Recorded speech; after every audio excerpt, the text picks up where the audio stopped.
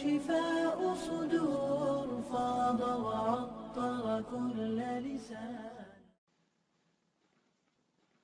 نحمده ونصلي على رسوله الكريم. اما بعد فاعوذ بالله من الشیطان الرجیم. بسم اللہ الرحمن الرحیم. رب اشرح لي صدری ويسر لي امری واحلل عقدۃ من لسانی یفقهوا قولی.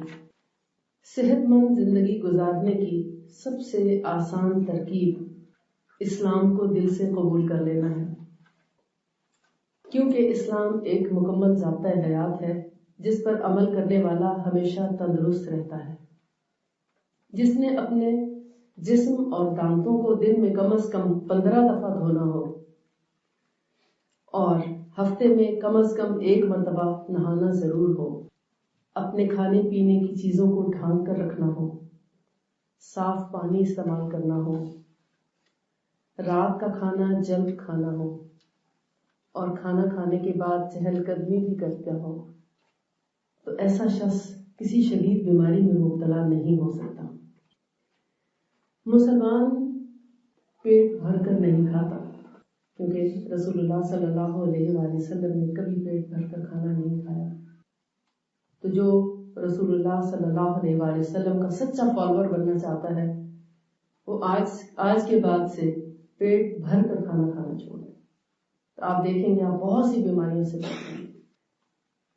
اور جتنی بیماریاں چکنائی یا فیٹس سے ہونے والی ہیں اور یعنی فرائیڈ چیزیں ہیں، جیسے مثال کے طور پر جن میں تیل اور گھی کا استعمال زیادہ ہوتا ہے، مٹھائیاں، حلوے، ثقیل چیزیں اور مرغن غذائیں جن کو ہم بولتے ہیں، قورمے اور بریانی اور اسی قسم کی جو ڈشز ہیں جن میں گھی اور تیل کا زیادہ استعمال ہوتا ہے، وہ بھی پیٹ میں زیادہ نہیں جائیں گی کیونکہ پیٹ بھرنے کی عادت نہیں. لہٰذا یہ بھی کچھ نہیں کہیں گی پھر آپ جو بھی کھائیں گے آپ کو وہ چیزیں نقصان نہیں پہنچائیں گی. ہم سمجھتے ہیں کہ کھانا زیادہ کھانے سے طاقت بنتی ہے، حالانکہ حقیقت کیا ہے کہ کھانا کم کھانے سے طاقت زیادہ بنتی ہے. جب ہم کھانا زیادہ کھا لیتے ہیں تو کیا زیادہ کام کر سکتے ہیں؟ نیند نہیں آ جاتی؟ آتی ہے،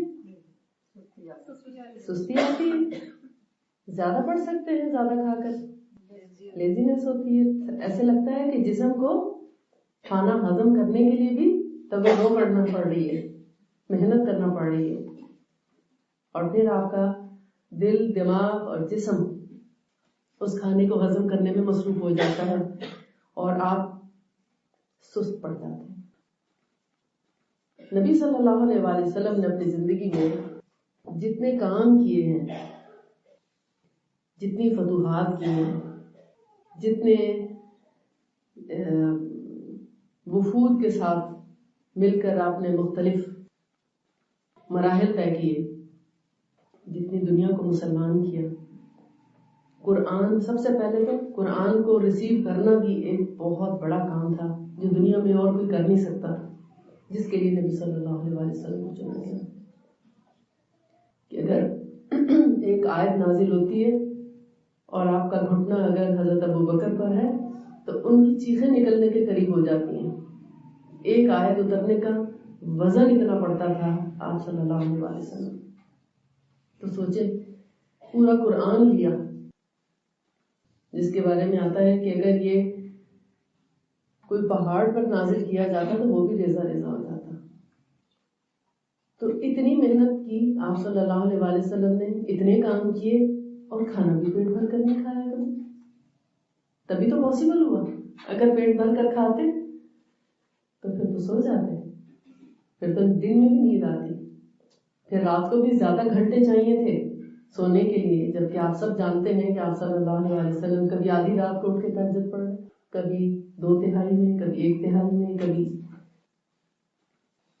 درمیانی رات، کبھی پچھلی رات، اور کہیں کبھی ساری رات عبادت میں کھڑے، اتنی دیر کھڑے کہ پاؤں سوج گئے، کہ خون نکلنے کے قریب ہو جاتا. تو یہ تبھی پاسبل ہوتا ہے. ذہنی طور پر الرٹ رہنا بھی تبھی پاسبل ہے اور جسمانی طور پر بھی قوت والا ہونا، صحت مند رہنا تبھی پاسبل ہے جب ہم کھانا بھوک رکھ کر کھائیں. بھوک رکھ کر کھائیں یعنی ابھی بھوک باقی ہو تو چھوڑ دیں. پھر حلال اور پاکیزہ پر اسلام ہمیں تاکید کرتا ہے کہ جو بھی کھاؤ وہ حلال اور پاکیزہ کھاؤ. قرآن پاک میں 2 ہی چیزوں کا ذکر آتا ہے کہ حلال ہو اور پاکیزہ ہو کھانا. حلال کا تو سمجھ آتا ہے کہ جتنی چیزوں سے اللہ تعالیٰ نے روکا ہے ان سے ہم رک جائیں. مثال کے طور پر سور کا گوشت ہے، مردار یا خون ہے، اور وہ تمام جانور جو دوسرے جانوروں کو کھانے والے ہیں وہ سب بھی حرام ہے، ناپسندیدہ ہے. اور حلال پر کیوں زور دیا کہ اس حلال کے کھانے سے نہ صرف یہ کہ ہم بیماریوں سے بچے رہتے ہیں، اس سے ہمارے خیالات بھی پاکیزہ ہوتے ہیں، ہمارے اندر کا نفس ہمارے کنٹرول میں رہتا ہے.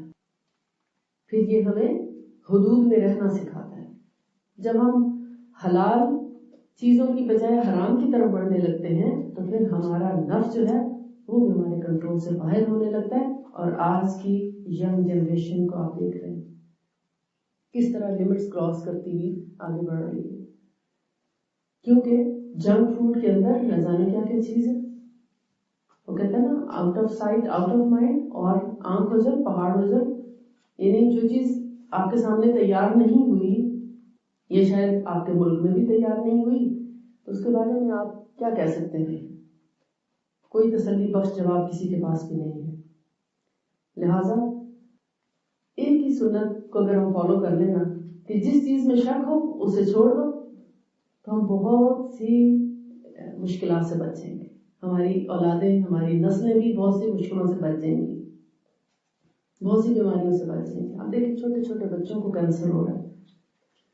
3 سال کی بچی کو کینسر ہو گیا. 5 سال کے بچے آٹو امیون ڈیزیز کا شکار ہو رہے ہیں. یہ آٹو امیون کیا چیز ہوتی ہے ہمیں نہیں پتا.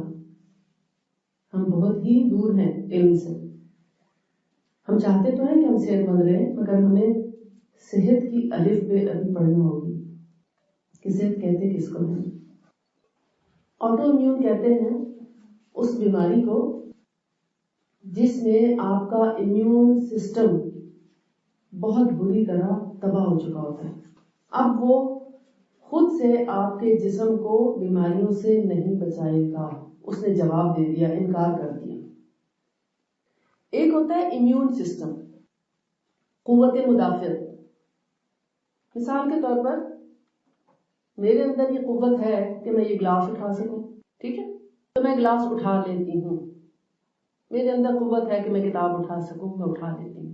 جب مجھے ضرورت پڑے گی میں اٹھا لوں گی، کہ میری اتنی قوت موجود ہے. اسی طرح ہمارے جسم کے اندر ایک ایسا نظام ہے جو ہمیں بیماریوں سے بچاتا ہے. مثلا اگر کسی کو بیماری ہے تو وہ میرے اندر اتنی قوت موجود ہے، ایک صحت مند انسان کے اندر اتنی قوت موجود ہوتی ہے کہ اگر ایک شخص بیمار آ بھی جائے گیدرنگ میں تو ان کا اپنا جو قوت مدافعت کا نظام ہے اس سے اس کو محفوظ کر دیتے. اس میں اتنی قوت ہوتی ہے کہ وہ اپنے آپ کو بچا سکے. جب وہ قوت ختم ہو جاتی ہے تو پھر وہ اس کو اس بیماری سے نہیں بچا سکتے. کسی کو ایک چھینک آئی تو اس کو 2 آ سکتی ہیں. کوئی ایک فلو والا آ جائے گا، اس کو پہلے فلو ہو جائے گا. کسی کو اگر کھانسی آئی اس کو پہلے کھانسی آنا شروع ہو جائے گا. ایک کا گلا خراب ہے اس کا 2 دفعہ شاید گلا خراب ہو جائے، کیونکہ اس کا قوت مدافعت کا نظام درم برم ہو چکا ہے. وہ کس نے کیا؟ سوال تو یہ پیدا ہوتا ہے آخر کیوں ہوا؟ اللہ تعالیٰ نے تو سب کا ایک جیسا بنایا ہوتا ہے. جب ایک بچہ اس دنیا میں آتا ہے اس کا قوت مدافعت کا نظام بڑا ہی اسٹرانگ ہوتا ہے، بہت مضبوط ہوتا ہے. اسی لیے تو وہ ایک دنیا سے دوسری دنیا میں آ کے ٹھیک ٹھاک سانس لیتا، سب کچھ کرنا شروع کر دیتا ہے، کیونکہ اس کی قوت مدافعت ایک بڑے انسان سے کہیں زیادہ ہوتی ہے. آتے ساتھ اس کے اوپر ظلم کیا جاتا ہے، کیا فوراً انجیکشن لگا دیا جاتا ہے. اس کے بارے میں ابھی چونکہ ہم اس ٹاپک پہ بات نہیں کر رہے، اس لیے میں زیادہ بات نہیں کروں گی، آپ کے لیے صرف ایک سوال چھوڑ کے جاؤں گی، اور اس کی قوت مدافعت کو آدھا کر دیا جاتا ہے، اور پھر ہر تھوڑے عرصے کے بعد لگا کے اس کا جب تک یعنی 5 سال تک قوت مدافعت کا نظام بہت اسٹرانگ ہوتا ہے، اس وقت تک اس بچے کو آٹو امیون تک لے جاتے ہیں کہ اس کا اپنا نظام کام ہی نہیں کرتا۔ سنت طریقہ کیا ہے کہ جب بیمار ہو تو علاج کرایا جائے۔ ایک پیدا ہوتا بچہ، اسے کچھ بھی نہیں، اسے کس چیز کی آپ دوا دے رہے ہیں، کبھی کسی کے ذہن میں سوال نہیں آیا کیوں لگاتے ہیں انجیکشن، ابھی تو بیمار ہی نہیں ہو، یہ کون سا علاج کس نے پیدا کیا، کس نے وجود میں لایا، کون لایا، کہاں سے آیا کہ اتنا ضروری قرار دے دیا گیا کہ بچہ سفر ہی نہیں کر سکتا جب تک اس کے پاس کارڈ نہ ہو انجیکشن کے لگانے کا اور ان 6 بیماریوں سے بچاؤ کے حفاظتی اقدامات کا۔ اس کو ویزا نہیں ملتا کسی ملک، اس کو اسکول میں ایڈمیشن نہیں ملتا، یہ کیا ہو گیا؟ تو جب ہمارے بچے شروع سے ہی قوت مدافعت کمزور کر بیٹھیں گے تو پھر تو ان کا کاروبار چمکے گا نا، بیماریاں تو ہوں گی، پھر ہر بچہ بیمار تو ہوگا، پھر پہلے سال ہی اینٹی بایوٹک دینا شروع کر دیں۔ ابھی بچے آپ دیکھتے ہیں کہ پھر فوراً ہی کچھ نہ کچھ مسئلے بھی شروع ہو جاتے ہیں، تو بچہ گلا بھی خراب ہونے لگتا ہے، تو بچہ بیماریاں کیچ کرنے لگتا ہے، اس کو الرجی ہو جاتی ہے، اس کو دانے نکل آتے ہیں، اس کو کہیں پیشاب رک جاتا ہے، کہیں اس کا یعنی کنجیشن ہو جاتی ہے، کچھ نہ کچھ پھر شروع ہو جاتا ہے۔ اور جس بچے کو آپ آزمانے کے لیے یعنی ایک فیملی میں ایک کے جیسے ہوتا ہے نا، ایک دیورانی جٹھانی کے بچے ہیں، ایک اگر انجیکشن اور وہ سارے فاصل تدابیر کرے اور دوسری کچھ بھی نہ کرے، صرف ذرا سا شہد چٹا دے، بس دونوں کے بچوں میں موازنہ کر لیں، ایک مسلسل بچوں کے لیے دوائیں لینے ہر روز اسپتال پہنچی ہوگی، جس کو شہد چٹایا جاتا ہے اسے کچھ بھی نہیں ہوگا، آپ آزما کے دیکھیں۔ اچھا، اب یہ جو آٹو امیون میں جاتے ہیں کیسے جاتے ہیں؟ اینٹی بایوٹک کھلانے سے، پین کلرز، یعنی پین کلرز آپ کا معدہ، جگر، گردے ایک طرف تباہ کر رہا ہے، ان کے فنکشن ڈسٹرب کر رہا ہے، آہستہ آہستہ آہستہ جب اس کی زیادتی ہو جائے گی پین کلرز کی تو پھر اس کے فنکشن خراب ہونا شروع ہو، RFTs غلط آنے شروع ہو جائیں گے۔ غلطی کیا ہوگی؟ کریٹینن بڑھ جائے گا، یوریا بڑھ جائے گا، گردے اپنا کام کرنا کم کر دیں گے، اور پھر جب اس پہ چلتے رہیں گے، اور پھر بلڈ پریشر کی دوائیں دیکھیں آپ، گردے کمزور کر رہی ہیں، پہلے تو یورین زیادہ آنا شروع ہو جاتا ہے، پھر اتنا آتا ہے کہ کنٹرول نہیں ہوتا، آتا ہے تو کنٹرول نہیں ہوتا، یا پھر کھانسی شروع ہو جائے گی بلڈ پریشر کی دواؤں سے، اور کھانسی کے ساتھ ہی پیشاب بھی نکل جاتا ہے، گردے بھی کمزور، امیون سسٹم بھی کمزور، پھر شوگر کی دواؤں کو لے لیں، ڈائبٹیز ان لوگوں کو ہوگی، ڈائبٹک پیشنٹ ہیں تو جو وہ شوگر کی دوائیں کھا رہے ہیں وہ آہستہ آہستہ سارے اعصاب اور مسل کمزور کر رہی ہیں، ایک وقت آتا فالج کر دیتی ہیں۔ آپ اس کا لٹریچر پڑھ کے دیکھیں، لکھا ہوا، ہم نے تو کبھی لٹریچر پڑھا ہی نہیں، مگر جو ڈاکٹر کہتے ہیں ہم اس کے ذمہ لگا کے ہم دوائیں کھانا شروع کر دیتے ہیں، کیونکہ ڈاکٹر نے پرسکرائب کر کے دی ہیں تو ٹھیک ہی دیا ہوگا، ہم پڑھتے بھی نہیں، نہ کسی سے پڑھواتے ہیں، نہ دیکھتے ہیں کہ یہ ہمیں کیا کیا نقصان پہنچانے والی ہیں، بس کھاتے جاتے ہیں، جب نقصان ہوتا ہے تب سمجھ آتی ہے، اس وقت ہاتھ سے نکل چکا ہوتا ہے، گاڑی بہت آگے جا چکی ہوتی ہے۔ میرے پاس ایک ماں آئی اپنے 5 سالہ بچے کے ساتھ اور کہنے لگی کہ میرے بیٹے کو آٹو امیون ڈیزیز ہو گئی ہے۔ میں نے پوچھا کیا ہوا، تم نے اینٹی بایوٹک کھلائی تھی؟ کہتی تھوڑی نہیں، بہت کھلائی۔ میرے بچے کو جب کوئی طبیعت خراب ہوتی تو میں یہ سوچتی کہ سسرال والے مجھے کہیں گے کتنی نکمی ماں ہے کہ اپنے بچے کی خیال بھی نہیں رکھ سکی، اور ٹھیک نہیں ہے بچہ، گلا خراب ہونا تو اینٹی بایوٹک دے دیں گی، پیٹ خراب ہونا تو اینٹی بایوٹک دے دیں گی۔ اس کے ہسبینڈ کو کینسر ہے، لہٰذا اکثر آتے جاتے رہتے ہیں، تو اس نے کہا بس جلدی سے میں اس کو ٹھیک کر دوں کسی طرح، تاکہ مجھے باتیں نہ سنائیں میری دیورانی جٹھانی یا ساس نندے، لہٰذا جلدی سے اینٹی بایوٹک، اسٹرانگ والی اینٹی بایوٹک دینا اور بچہ ایک دم سے ٹھیک لگنے لگ جانا۔ لہٰذا یہ کرتے کرتے ایک وقت آیا کہ بچے نے چلنا کم کر دیا، اب اس سے چلا نہ جائے، پھر پکڑنا بھی نہ، مطلب پکڑنے میں بھی اس کی کمزوری آ گئی، وہ پکڑ بھی نہ سکے کچھ، حتیٰ کہ اس کے لیے پین پکڑنا بھی مشکل ہو گیا، اسکول جانا بند کر دیا۔ جب ڈاکٹرز کو دکھایا تو انہوں نے کہا کہ یہ اس کے آثار ختم ہونا شروع ہو گئے، اس کے پٹھے اب بہت کمزور ہو چکے ہیں. اگر میں نے اس بچے سے کہا ہاتھ اٹھاؤ تو وہ اس طرح ہاتھ اٹھا رہا ہے ایسے، اگر بولا یہ ہاتھ اٹھاؤ تو ایسے اٹھا رہا ہے اتنا، یعنی اب وہ اپنا ہاتھ بھی نہیں اٹھا سکتا، خود سے چل کے نہیں آ سکتا، جو دوڑنے بھاگنے میں بہت تیز تھا. تھوڑی دیر بعد ایک اور ماں بچے کے ساتھ آئی، وہ تقریباً 7 سال کا بچہ تھا. کیا ہوا کہ آٹو امیون ڈیزیز ہو گئی ہے. اسے کیا ہوا؟ اس کا بخار ہی نہیں اترتا، 24 گھنٹے بخار، پورا ہفتہ بخار، پورا مہینہ بخار، کئی مہینوں سے بخار نہیں ٹوٹتا. ڈاکٹر کہتے ہیں آٹو امیون ہو گئی، کیونکہ اب اس کا اپنا قوت مدافعت کا جو نظام ہے وہ تباہ ہو گیا ہے. اب یہ دواؤں پہ زندہ رہے گا، اس کو ہر مہینے پتہ نہیں کتنے لاکھ کا ایک ٹیکہ لگا کرے گا جس کے ساتھ یہ صحیح کام کر سکے گا، ادروائز نہیں. ڈاکٹر تابش ہیں یہاں پر اسلام آباد میں، پیڈس کے ہیڈ ہیں. جو لا علاج مریض ہوتے ہیں وہ میرے پاس ریفر کر دیتے ہیں. میں نے آج تک ان سے ملاقات نہیں کی، نہ میں نے ان کو آج تک ابھی دیکھا ہے، مگر وہ اپنے پیشنٹس مجھے ریفر کرتے رہتے ہیں، ان کے پیشنٹس میرے پاس آتے رہتے ہیں. الحمدللہ اللہ تعالیٰ ان کو شفا بھی دیتا رہتا ہے. تو پھر میں ان کو یہ ضرور کہتی ہوں، کسی بھی ڈاکٹر سے کوئی پیشنٹ آیا تو میں انہیں کہتی ہوں آپ اپنے ڈاکٹر کو ایک دفعہ جا کے بتا دیجیے گا کہ آپ ٹھیک ہو گئے. اس کا یہ فائدہ ہوا کہ لوگوں تک نبی صلی اللہ علیہ وآلہ وسلم کے طریقے علاج کی صداقت اور حقانیت واضح ہونے سے ہو گئی کہ واقعی یہ ایک ایسا علاج ہے کہ جو آخری سٹیج تک پہنچے ہوئے کو بھی اٹھا کے کھڑا کر دیتا ہے. تو آٹو امیون اب آپ کو سمجھ آ گیا ہوگا کہ وہ بیماری ہے جس میں کوئی بھی بیماری لگ سکتی ہے اور جسم آپ کا کچھ بھی آپ کی حفاظت نہیں کرتا. اس کو ایک مثال سے سمجھانا چاہوں گی. مثال کے طور پر پاکستان آرمی ہے، اس کا کام ہے کہ اپنے ملک کے لوگوں کی حفاظت کرے، سرحدوں پہ، یعنی ملک کے اندر بھی اور سرحدوں پر بھی. اگر کوئی دشمن میلی آنکھ سے دیکھے تو اس آنکھ کو پھوڑ دے، اگر کوئی باہر سے کارروائی کرنا چاہے تو یہ اس کو نیست و نابود کر دے.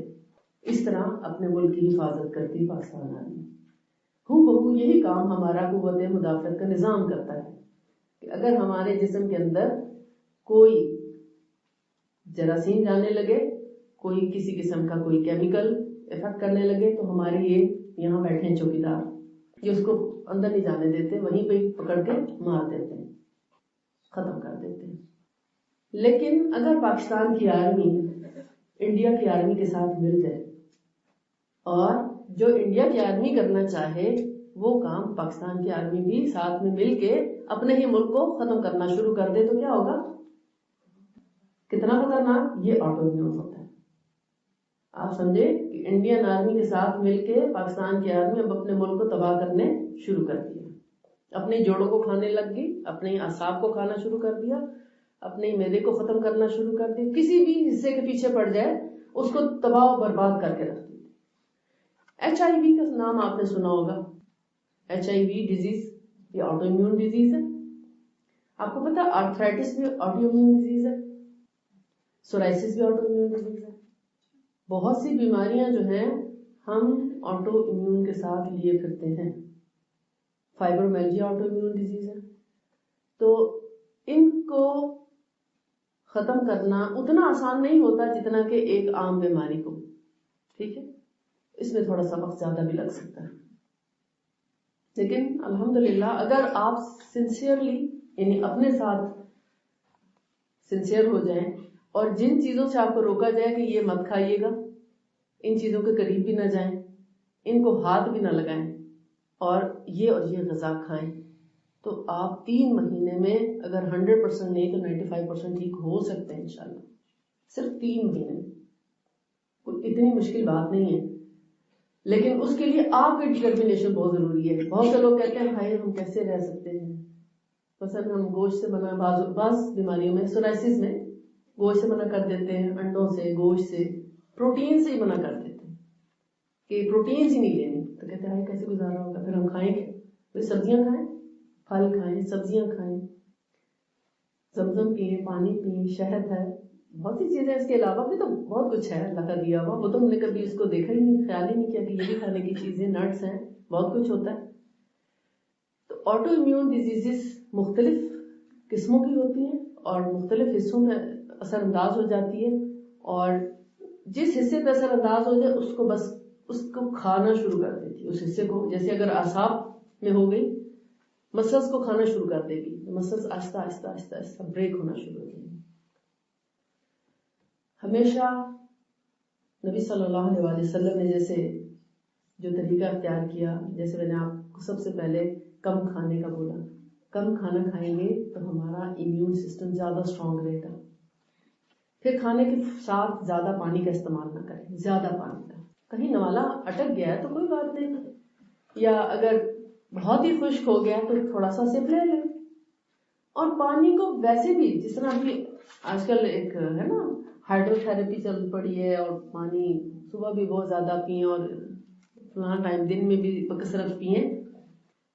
بہت نوجوانی میں تو آپ ایسا کر سکتے ہیں، لیکن اگر بڑھاپے میں ایسا کریں گے تو آپ کل کے تھکتے آج تھک جائیں گے.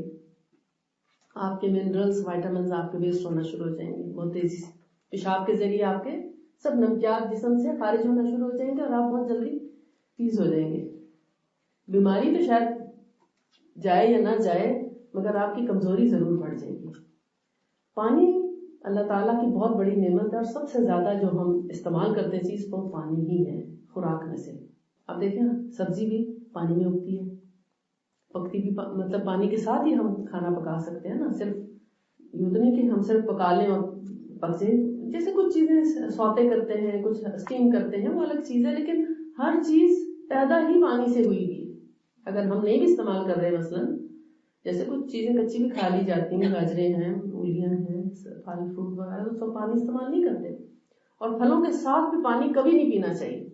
فروٹس اگر آپ کھاتے ہیں اور آپ اس کا صحیح فائدہ اٹھانا چاہتے ہیں تو پھلوں کے ساتھ پانی کٹ کر دیں، آپ کو پھلوں کا صحیح فائدہ ملے گا. بعض لوگ کہتے ہیں کہ میں تو پانی پی لیتی ہوں پھل کے ساتھ، مجھے کچھ نہیں کہتا. کچھ فوراً نہیں کہتا، وہ کچھ دیر کے بعد کہتا ہے. اس وقت تک آپ بھول چکے ہوتے ہیں کہ آپ نے کیا کیا تھا. پھلوں کے ساتھ، سلاد کے ساتھ، کھانے کے ساتھ پانی کم سے کم لیں تاکہ اس چیز کی غذائیت جسم جو ہے وہ ایبزارب کر سکے، نیوٹریشن آپ کی باڈی کو مل سکے، اس کی قوت آپ لے سکیں. بہت ہی ضروری ہو تو تھوڑا سا پانی پی لیں. ہاں، کھانے سے پہلے پینا اچھا ہے، کھانے سے پہلے پی لیں تاکہ جیسے آپ برتن کھنگالتے ہیں تو آپ اسی طرح اپنا معدہ کھنگال لیں تاکہ اس کے اندر کھانا جو ہے وہ اچھے طریقے سے آپ کھا بھی سکیں. اور پھر یہ سوال پیدا ہوتا ہے کتنی دیر پہلے.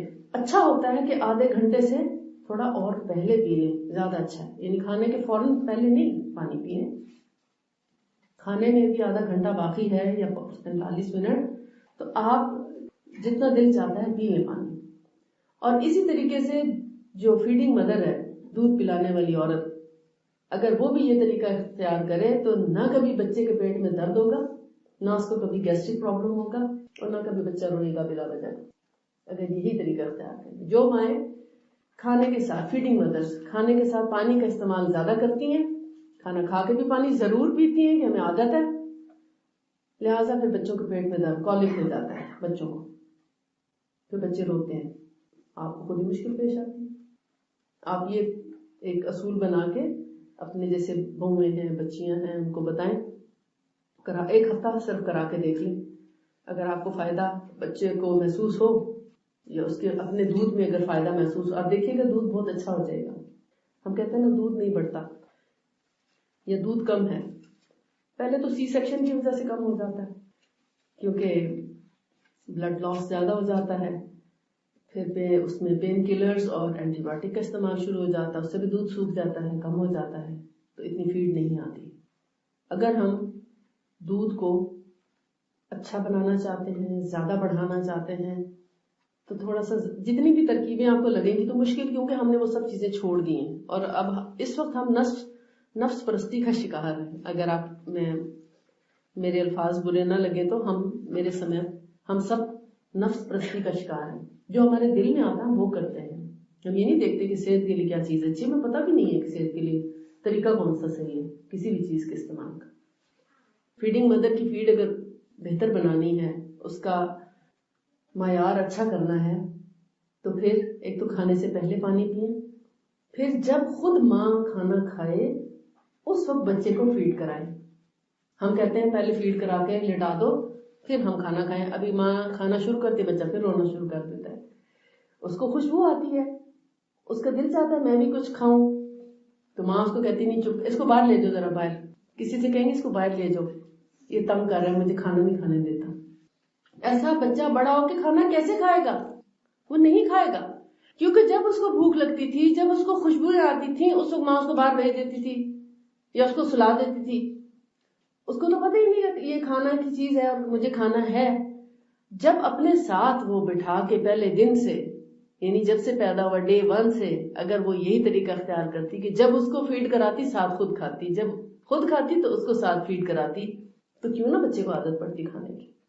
آج کے بچوں کا سب سے بڑا مسئلہ یہی ہے جو مائیں شکایت کرتی ہیں کہ جی میرے بچے کو بھوک نہیں لگتی, یہ کھانا نہیں کھاتا.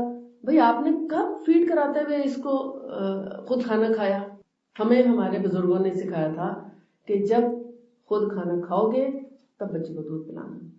بہت مشکل لگتا تھا, کبھی آپ پلو رکھ رہے ہو, طریقہ نہیں آتا تھا شروع میں, تو ٹانگ کے نیچے پلو رکھنا, پھر ایک پلو اس کے نیچے رکھنا, پھر سیٹنگ کرنی, پھر ساتھ کھانا رکھنا, پھر مطلب خود بھی کھا رہے ہیں اور اس کو بھی فیڈ کرا رہے ہیں. بہت مشکل لگتا تھا, لیکن وہ تھوڑا عرصہ ایک بچے پر تھوڑا سا اپنے اوپر جبر کیا, لیکن طریقہ آ گیا. پھر بڑے مزے سے بچہ بھی دودھ پی رہا ہوتا تھا, ہم بھی کھانا کھا رہے تھے. اچھے گھبلے موٹے ماشاءاللہ خوبصورت بچے الحمدللہ, یعنی ہر لحاظ سے صحت مند بھی الحمدللہ رہے بچے. کیونکہ اور پھر کبھی کھانے کا مسئلہ بھی نہیں ہوا, کبھی کہنا نہیں پڑا کہ بھی آؤ کھانا کھا لو. جب بھی بیٹھنا بچوں نے آ کے خود ایک دم سے آ کے سب نے بیٹھ جانا. اور دوسری بات یہ کہ ہم 2-2 دن کا اگر کھانا بنا کے فریج میں رکھ دیں گے, بچے کو تو خوشبو ہی نہیں آئی, اسے پتہ ہی نہیں کہ کھانا پکا ہے یا نہیں پکا, تو ایک دم سے بچے کا دل نہیں چاہتا. جب آپ تازہ کھانا بنائیں گے, چاہے آپ نے سب دال ہی پکائی ہے, تازہ پھلکا بنائیں گی, بچے کو جو خوشبو آئے گی اس کا مائنڈ بنتا ہے ہر خوشبو کے ساتھ کہ ہاں مجھے کھانا ہے, تو وہ کھانا کھائے گا. سننا طریقہ بھی یہی ہے کہ جب بھوک لگے تو کھانا کھائیں, بھوک نہ لگے تو نہ کھائیں. تو بچے کو انسسٹ کبھی نہ کریں, وہ سمجھتا ہے کہ یہ ایک بہت اذیت والا کام ہے جو شروع ہونے والا ہے. جیسے کچھ بچوں کو اگر کانسٹیپیشن ہو جائے اور ہم انہیں کہیں باتھ روم میں بیٹھ جاؤ, یعنی اس کو بٹھانے کی کوشش کریں, تو بچہ کتنا روتا ہے, کتنا تنگ کرتا ہے بچہ, کیونکہ ظاہر ہے اس کو پتا ہے کہ اب یہ ایک بہت تکلیف دہ کام شروع ہونے والا ہے جس سے مجھے بہت مشکل سے گزرنا پڑے گا, تو وہ اوائڈ کرتا ہے, باتھ روم میں نہیں جانا چاہتا. اسی طرح کھانا بھی نہیں کھانا چاہتا, اس کو اسی طرح کی اذیت محسوس ہوتی ہے کھانا کھاتے ہوئے جیسے باتھ روم جاتے ہیں, کیونکہ جب کھانا نہیں کھائے گا کانسٹیپیشن بھی ہوگی. تو یہ چھوٹی چھوٹی چیزیں تھیں جو ہمارے بڑے بزرگ ہمیں بتایا کرتے تھے, اور پھر جب سائنٹیفکلی پروو ہونے لگی چیزیں اور سائنٹیفک دور آیا, تو ہر چیز کو ہم نے ان کے اصولوں پہ پرکھنا شروع کر دیا, جس میں سے کچھ ٹھیک بھی تھی لیکن زیادہ تر غلط تھیں, جو اب ثابت ہو رہی ہیں آہستہ آہستہ کہ ہاں یہ چیزیں غلط ہیں. پھر جہاں حرام اور حلال کا فرق ہے, آپ دیکھیں کہ جتنے جانور حلال جانور ہیں ان کے گوشت جو ہیں وہ جس طریقے سے ہمیں مطلب جو طریقہ ہمیں سکھایا گیا کہ ذبح کرنے کا اور ان کا خون ویسٹ کر کے پھر کھانے کا, تو مردار کو دیکھیں تو اس کے جسم کی ساری گندگی اس کے جسم ہی ہوتی ہے, اور جو وہ گوشت کھائے گا اس کو کینسر ہو جائے گا, اور اب یہ پروو ہو چکا ہے. اب دیکھیں جو چیز قرآن نے 1450 سال پہلے فرمائی, آج اس پر سائنٹیفک ریسرچ ہو رہی ہے, اور اب وہ لوگ اس بات پر آ رہے ہیں کہ واقعی گوشت جو ہے اس کا بلڈ ویسٹ کر دینا ہی بیماریوں سے نجات ہے. اور آپ کو پتہ ہے کہ جیسے کوشر کا گوشت کھاتے ہیں یہودی, اور وہ اسی طرح ذبح کرتے ہیں جیسے مسلمان کرتے ہیں. لیکن ابھی بھی آپ نے بہت سی ویڈیوز دیکھی ہوں گی جس میں پورے جانور پھینک دیتے ہیں مشین میں اور اس کا قیمہ بن کے نکل آتا ہے. اب دیکھیں اسی میں اس کا پتا بھی ہوتا ہے, غور کیجئے, جس کو اسپیشلی نکالتے ہیں کہ یہ زہر کی پوٹلی ہے, ان کا پتا کو نہیں نکل آ جاتا. میکڈونلڈ کی ایک جو ساس بناتے ہیں چھوٹے چھوٹے چوزے لے کے اور پرسوں کوئی آئے ہوئے تھے امریکہ سے، تو بتا رہے تھے، کہتے کہ وہاں پر باقاعدہ ٹریننگ دی جاتی ہے جب بھی کسی ریسٹورینٹ میں کام کرنا ہو تو ان کے ورکرز کو. تو اس ٹریننگ، اس کے بیٹے نے تھوڑے دن وہ ٹریننگ لی جس میں انہوں نے بتایا کہ جو چکس ہوتے ہیں، چھوٹے چوزے ہوتے ہیں، ان کو ان کے کھال بال سمیت سب چیزیں اسی طرح زندہ مشین میں ڈال دیا جاتا ہے، ان کو بلینڈ کر دیا جاتا ہے، پھر اس میں بلیچ ڈالی جاتی ہے، پھر اس کا رنگ مطلب وہ والا ختم کیا جاتا ہے، پھر اس میں کلر ڈالا جاتا ہے، پھر اس کو بلینڈ کیا جاتا ہے، پھر اس میں کچھ اور بھی تھوڑی بہت چیزیں مطلب ظاہر ٹیسٹ بنانے کے لیے ڈالی جاتی ہیں، اور سوچے بلیچ تک اس میں یوز ہوتی ہے، بلیچ. تو کیا آپ کو صحت دے گی؟ اور وہ پتا آپ سمجھتے ہیں نا، گال بلیڈر جس کو بولتے ہیں، وہ جب ہمارے ہاں گھروں میں مرغیاں ذبح کی جاتی تھیں تو کتنے دھیان سے اس کو کاٹ کے الگ کیا جاتا تھا کہ دیکھو دیکھو ٹوٹ نہ جائے، یہ پھٹ نہ جائے، یہ لگ نہ جائے. تو بڑے احتیاط سے اس کو لیور کا بھی تھوڑا سا حصہ ساتھ میں اتار دیتے تھے تاکہ یہ لیک نہ ہو جائے. اور اگر زندہ انسان کا گال بلیڈر پھٹ جائے تو وہ زندہ نہیں بچ سکتا، اس کا زہر پھیل جاتا ہے جسم میں. تو آپ سوچیں کہ وہ زہریلی پوٹلی کے ساتھ اگر ساسز بن رہی ہیں اور وہ ہمیں کھلائی جا رہی ہیں تو کیا ہم پھر بھی صحت مند رہ سکتے ہیں؟ تو پھر جس چیز میں شک ہو اس کو چھوڑ دیں. سمپل سا فارمولا ہے. لیکن جن لوگوں کا ٹیسٹ ڈیولپ ہو گیا ان چیزوں میں، ان کو وہاں سے نکالنا ایک بہت مشکل کام ہوگا، اور یہی آپ کا جہاد. اب دیکھیں کہ جو لوگ حلال جانور کا استعمال نہیں کرتے، گوشت، ویسٹ میں عام طور پر حرام جانور کھا لیے جاتے ہیں، مردہ ہو، جھٹکے سے ہو، بجلی کے کرنٹ سے مارتے ہیں یا اوپر سے گرا کے مار دیتے ہیں بڑے جانوروں کو. تو ان لوگوں میں جوڑوں کے مسائل ہم سے کہیں زیادہ ہیں، آرتھرائٹس کا مرض ان میں کہیں زیادہ ہے. آہستہ آہستہ ہمارے اس میں بھی آنے لگا ہے، ہمارے بھی کلچر کا حصہ بن گیا آرتھرائٹس، کیونکہ کھا لیا بہت اچھا سا. ہم تو پیٹ بھر بھر کے بیمار ہو رہے ہیں، اور پھر کھانے کے بعد بیٹھ جانے سے بیمار ہو رہے ہیں. اگر گھر میں اتنی جگہ نہ ہو کہ آپ رات کا کھانا کھا کر واک کر سکیں تو پھر عشاء کی نماز آپ کھانے کے بعد ہی پڑھا کریں. نماز کی 15-20 رکعتیں پڑھ لینے سے بھی آپ واک کے برابر اپنی ریاضت کر لیتے ہیں. یہ ریاضت ہوتی ہے نا، جسم کو تھوڑا تھکانا، تھوڑا مشقت میں ڈالنا، اس کو حرکت دینا، یہ ریاضت کہلاتا ہے. اسلام سراسر ریاضت کا نام ہے. آنکھ کھلتے ہی ریاضت شروع، چاہے تہجد کے لیے اٹھے ہیں، چاہے فجر کے لیے اٹھے ہیں، فجر بھی پڑھ لی ہے تو اذکار ہیں، دعائیں ہیں، قرآن کی تلاوت ہے، اور پھر تسبیحات ہیں، جب تک کہ سورج نہیں نکل آتا. آپ کی ریاضت ہی نہیں ختم ہوتی، اور جیسے ہی سورج نکلتا ہے ٹھیک ٹھاک بھوک لگ چکی ہوتی ہے ایسے ہی، اور آپ پھر چمک کے بھوک لگتی ہے تو آپ اچھا سا ناشتہ کرتے ہیں، تو کیا سارا دن آپ کو تھکن ہوگی پھر؟ لیکن برعکس اس کے دوسرا شخص جو یہ برکت کا وقت سویا رہے، یا جن دنوں میں آپ کو مینسز ہو، آپ سوچے چلے آج آرام کر لیتے ہیں، نماز تو پڑھنی نہیں تو تھوڑی دیر سو جاتے ہیں، تو کتنا بور دن گزرتا ہے اور اس دن میں کوئی برکت نہیں ہوتی. اچھا، ہم آتے ہیں ان چیزوں کی طرف جو ہمیں بیمار کرتی ہیں، اور پھر ان چیزوں کی طرف جاتے ہیں جن سے ہمیں شفا ہوتی ہے. کچھ چیزوں کا ذکر تو میں نے آپ کو کر دیا. بڑی بڑی جو وجوہات تھیں، بسیار خوری یعنی پیٹ بھر کے کھانا کھانا، اور پھر آرام فرمانا، غلط دواؤں کا استعمال، اینٹی بایوٹکس کا استعمال، پین کلرز کا استعمال، یہ ہم کو بیمار کرتا ہے. کچھ اور بھی چیزیں ہیں جو ہمیں بیمار کرتی ہیں، وہ ہے کسی کو معاف نہ کر سکنا، کسی کے بارے میں دل کو میلا رکھنا، جھوٹ بولنا، غیبت کرنا، چغلی کرنا، تکبر کرنا. یہ ہم کو کسی بھی دنیاوی یا مٹیریل چیز سے زیادہ بیمار کرنے والی بیماریاں ہیں، جن کا سورہ الحجرات میں ذکر ہے. میں آپ کو ثابت کر کے بتا سکتی ہوں کہ یہ چیزیں ہمیں کیسے بیمار کرتی ہیں. اگر دو سہیلیوں کی لڑائی ہو جائے آپس میں، رشتہ داروں میں سے کسی کو لے لیں، نند بھابھی کو لے لیں، دیورانی جیٹھانی کو لے لیں، کوئی غلط فہمی ہو جاتی ہے. ان رشتوں میں تو سب سے زیادہ غلط فہمیاں ہوتی ہیں، کیونکہ دروازے کے پیچھے سے دیکھا ہوتا ہے کہ کوئی آیا یا گیا، بات ہوئی کہ نہ ہوئی، کس سے بات ہوئی، اور بس اپنے دل میں گمان پان دیا. اب پوچھنے پہ کسی نے جواب نہیں دیا یا بتایا نہیں، کہ ظاہر آپ سے ریلیٹڈ ایک چیز نہیں، اگر نہیں بتائے گی تو کیا ہو گیا. تو معاف نہیں کیا، سونے گئے، پتہ نہیں کیا بات ہوئی ہوگی، میری برائیاں ہو کی ہوں گی، میرا ہی ذکر کیا ہوگا، اس لیے تو مجھے بتایا نہیں. اب وہ دل میں مطلب ایک طرف یہ افسوس کہ مجھے بتایا نہیں، دوسرا پتہ نہیں بات کون سی کی ہے. اب دیکھو میں نے کون سا قصور کیا ہے، اپنے آپ میں ہی قصور بھی تلاش کرنا شروع کر دینا. اور پھر صبح ہونے تک نہ نیند آئی اور نہ ہی سکون آیا. صبح اٹھی تو سر میں درد، اب کام بھی نہیں ہو رہا، اور یعنی ایک بلا وجہ کی ٹینشن، بلا وجہ کا سر درد آپ نے پال لیا. سارا دن بھی گزر گیا، نہ بات پتہ چل رہی ہے، نہ کوئی بات ہے، بات کا وجود ہی نہیں، اور آپ خواہ بیمار ہو رہے ہیں. اور کبھی کبھی ایسا ہوتا ہے کہ آمنے سامنے لڑائی بھی ہو جاتی ہے، ایک دوسرے کے اوپر کیچڑ بھی اچھال دیا جاتا ہے، اور پھر اس میں آپ معاف نہیں کر سکتے کہ اس نے میری بے عزتی کر دی، سب کے سامنے مجھے رسوا کر دیا، میں تو اس کو کبھی معاف نہیں کروں گی. اب میرے سامنے تو آئے، میں اینٹ کا جواب پتھر سے دوں گی، اور ایک دشمنی پل جاتی ہے. نہ آپ معاف کرتے ہیں نہ وہ معاف کرتے ہیں، اور ایک ہنگامہ آ رہا ہے. اور بعض اوقات لوگ اپنے گھر الگ کر لیتے ہیں اسی چھوٹی سی بات پر.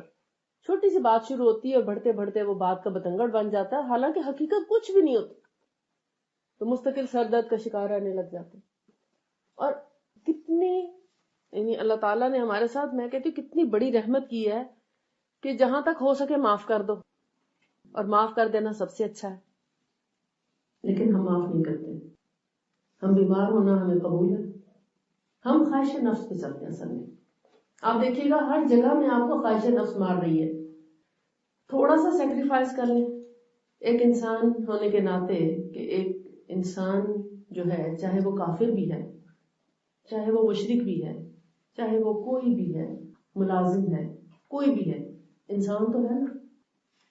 ایک انسانیت کا ہی کوئی احترام کرتے ہوئے اگر اس کو ہم معاف کرتے، بھول جائے، اگر کوئی غلطی ہو بھی گئی، اگر کوئی بات ہو بھی گئی، اس کو دل میں نہ پالیں، دل میں نہ بڑا کریں، اس کو وہیں ختم کر دیں.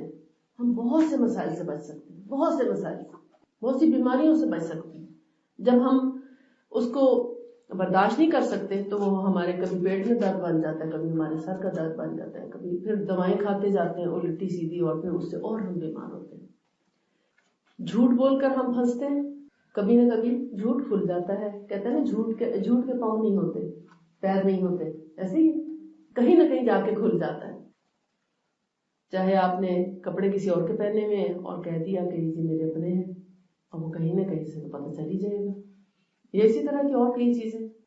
گاڑی آپ کسی کی ادھار پہ لائے ہیں یا رینٹ کار سے لائے ہیں، اور آپ بتا رہے ہیں کہ یہ آپ کی اپنی ہے. مطلب کتنی قسمیں ہیں اور کتنے. اصل میں اب دور بدل رہا ہے، تو دور بدلنے کے ساتھ ساتھ جھوٹ کے سٹائل بھی بدل رہے ہیں. پہلے میں تو چھوٹی چھوٹی چیزیں ہوتی تھی، محلے میں رہتے تھے لوگ آپس میں ایک دوسرے کے ساتھ بات کرتے. اب جیسے جیسے پیسہ آ رہا ہے، جیسے جیسے نعمتیں آ رہی ہیں، ویسے ویسے جھوٹ کی بھی قسمیں بدلتی جاتی ہیں. اور پھر ایک وقت آتا ہے کہ وہ چیز کھل جاتی ہے، اور جب وہ کھلتی ہے تو وہ ایک اور آپ کو سٹریس دے جاتا ہے. پھر اس وقت ٹینشن اور ڈپریشن کتنا بڑھ چکا ہے.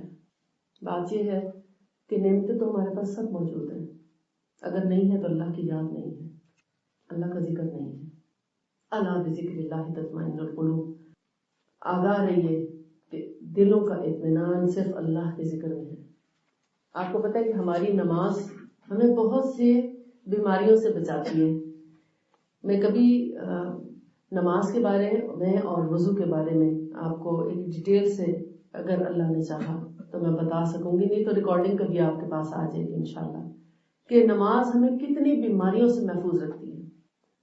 کمر درد سے، ہمارے یہ پٹھوں کے درد، سروائیکل پین سے، یہ سروائیکل کے جو پرابلمز ہیں ان سے، tension, depression, stress, muscular weakness اور مسکولر جو یعنی کیا کہنا چاہیے اس کا، اسٹفنس، یہ ساری نماز سے دور ہو جاتی ہے. آپ کبھی بہت تھکے ہوں، وضو کر کے 2 نفل پڑھ کے دیکھیں اور آرام آرام سے پڑھ کر دیکھیں، جیسے کہ نماز کا جیسے حق ادا کیا جاتا ہے، آرام سے سجدہ، آرام سے رکوع، آرام سے قوما، آرام سے تشہد، اور صحیح پراپر پوزیشن میں بیٹھیں، تو پھر آپ کو پتہ چلے گا کہ نماز ہماری کس طرح تھکاوٹ بھی دور کرتی ہے اور کیسے ہمارا سٹریس بھی ریلیز کرتی ہے اور کتنا ہمیں ڈپریشن سے بھی بچا لیتی ہے. وضو کا پراپر طریقے سے کرنا ہمیں کتنی بیماریوں سے بچا لیتا ہے. آپ دیکھتے ہیں ڈائمینشیا، اور شیزوفرینیا اور الزائمر، یہ کبھی ہم نے سنے بھی نہیں تھے. یہ مسلمانوں کی بیماریاں نہیں ہیں، لیکن ہم مسلمان بھی اس کا شکار ہو رہے ہیں. کیوں؟ ہمارا اللہ پر اعتقاد کمزور ہوتا جا رہا ہے، ہمارا عقیدہ کمزور ہو رہا ہے، ہمارا ایمان کمزور ہو رہا ہے، جس کی وجہ سے یہ بیماریاں، یعنی ڈپریشن جو ہے یہ بھی مسلمانوں کی بیماری نہیں ہے. مومن تو ہر وقت اللہ پر بھروسہ رکھنے والا ہوتا ہے.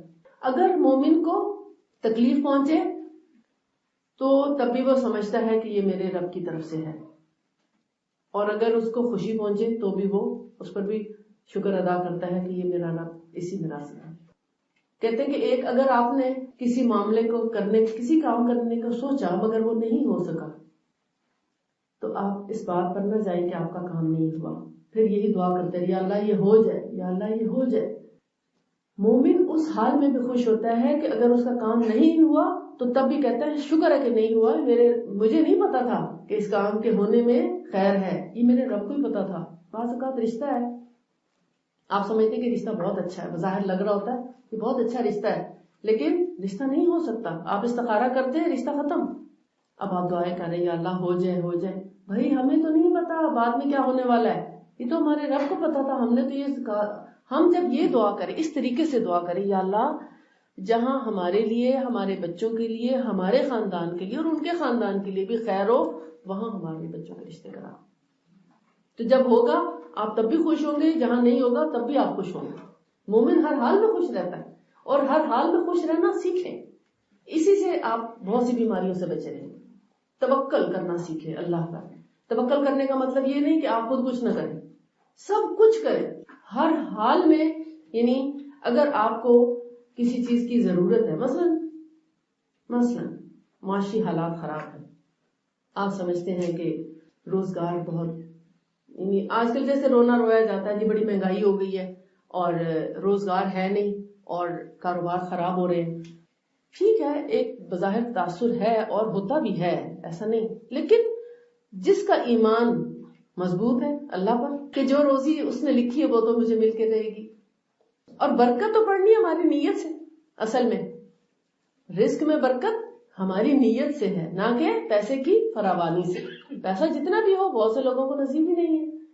جب پیسہ نہیں ہوتا تو 2 روٹی کھا لیتے تھے، اور جب سے پیسہ آیا 1 بھی نہیں کھا سکتے، کیونکہ نصیب میں تو اتنا ہی تھا جو کھا لیا.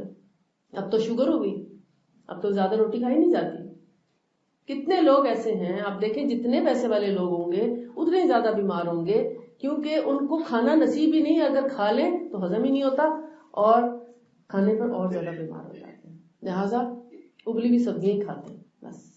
جب نہیں ہوتا تو آپ اچھے اچھے کھانے کھا رہے ہوتے ہیں. آپ آزما کے دیکھیے، بظاہر زیادہ رزق نہیں ہے مگر آپ بہت اچھے اچھے کھانے کھا رہے ہیں. جب زیادہ آ جائے گا تو آپ کو وہ اچھے اچھے کھانے، بہت بڑے بڑے گھروں میں آپ دیکھیں کھانے کی خوشبو ہی نہیں ہے یا ذائقہ ہی نہیں ہے. نوکر پکاتے ہیں جب تو ان کو کیا پتہ نہیں صاف بھی ہوتا ہے کہ نہیں، پتہ نہیں ذائقہ ہوتا ہے کہ نہیں، آپ کو پسند آتا ہے، بس زہر مار کرتے ہیں. ٹھیک ہے، سسٹم ہے، چل رہا ہے، تو اس سے آپ کو صحت تو نہیں ملتی نا. جس کھانے کی خوشبو آپ کو اچھی لگے، جس کھانے کا ذائقہ آپ کو اچھا لگے، وہی کھانا آپ کھا سکتے ہیں نا، اور وہی کھانا آپ ہضم بھی کر سکتے ہیں. جو اچھی ہی نہیں لگی چیز وہ ہضم بھی نہیں ہوتی آپ سے. تو یہ ساری چیزیں ہیں کہ جب ہم اللہ پر توکل کرنے والے ہوں، اللہ تعالیٰ فرماتے ہیں کہ جب ایک انسان میرے پر توکل کرتا ہے تو مجھے حیا آتی ہے اس کے توکل سے کہ میں اس کی وہ دعا قبول نہ کروں. تو جب ہم اللہ پر توکل کریں گے تو اللہ ہماری مرادیں پوری کرے گا انشاءاللہ. صبح کی نماز، صبح کی تسبیحات، صبح کا اللہ کا ذکر، صبح کا قرآن کی تلاوت، صبح کے جتنے اذکار ہیں اور جو تسبیحات ہیں جیسے استغفر اللہ، سبحان اللہ وبحمدہ، لا الہ الا اللہ وحدہ لا شریک لہ لہ الملک ولہ الحمد وہو علی کل شیء قدیر. درود پاک ہے اللہم صلی علی محمد، بھی اتنا بھی پڑھ لیں آپ تو آپ کا درود ہو جاتا ہے. اور اسی طرح قرآن پاک آپ ایک ترتیب سے شروع کریں اور ایک ترتیب سے اس کو مکمل کریں. صرف چیدہ صورتیں ہر روز مت پڑھیں، وہ بے شک پڑھیں صورتیں، مگر ایک جو ترتیب سے قرآن کا پڑھنا ہے وہ بہت ضروری ہے. چاہے آپ ایک صفحہ ہی پڑھیں، یہ آپ کے ایمان کو بوسٹ اپ کرے گا. جتنا آپ قرآن کو زیادہ سے زیادہ پڑھیں گے آپ کے دل کو اتنا اطمینان زیادہ سے زیادہ ملے گا، آپ کا ڈپریشن دور ہوگا، آپ کا سٹریس ریلیز ہوگا، آپ کے دل کے اندر ایمان جب قوت پکڑے گا وہ آپ کو حوصلہ بہت دے گا. اور صبح کا قرآن تھوڑا آواز کے ساتھ پڑھیں، یعنی بول کے پڑھیں، دل میں نہ پڑھیں. بول کے پڑھنے سے آپ کے پھیپھڑوں کی ایکسرسائز بھی ہو جائے گی، اور یہی قرآن آپ کی قبر میں آپ کا ساتھ بھی دے گا. اور آپ کو اس بات کا ہر روز جب آپ صبح قرآن پڑھنے لگیں گے تو آپ یہ بات ذہن میں رکھیے کہ اسی قرآن نے آپ کو قبر میں، اسی قرآن نے ساتھی بننا ہے. قبر میں کوئی چیز اور ساتھ نہیں جائے گی، ہمارے اعمال جائیں گے اور یہ قرآن جائے گا. اگر ہم نے ہر روز اس کو پڑھا، کوئی دن اس سے مس نہ کیا، تو یہ یقیناً ہمیں قبر میں ہمارا ایک دوست کی شکل میں ہمارے پاس رہے گا. احادیث کے مطابق یہ چیز کتنی تسلی دیتی، انسان مرنے کے بعد بھی اچھا فائدہ پہنچے گا، اس کا بینیفٹ ہوگا انشاءاللہ. اب آپ دیکھیے، توکل آپ کو حوصلہ دیتا ہے، معاف کرنا آپ کو حوصلہ دیتا ہے کہ میں معاف کرتی ہوں.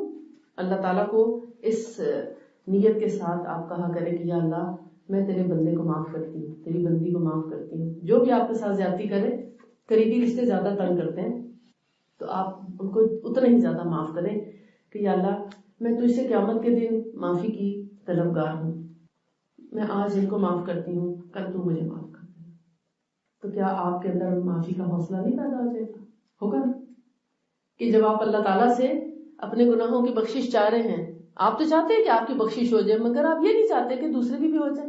آپ اس کو معاف کر دیں، اس کی بھی جان بچ جائے گی اور آپ کی بھی اللہ تعالیٰ جان بچا لے گی. یہ رویہ آپ کو صحت مندی کی طرف لے کے جاتا.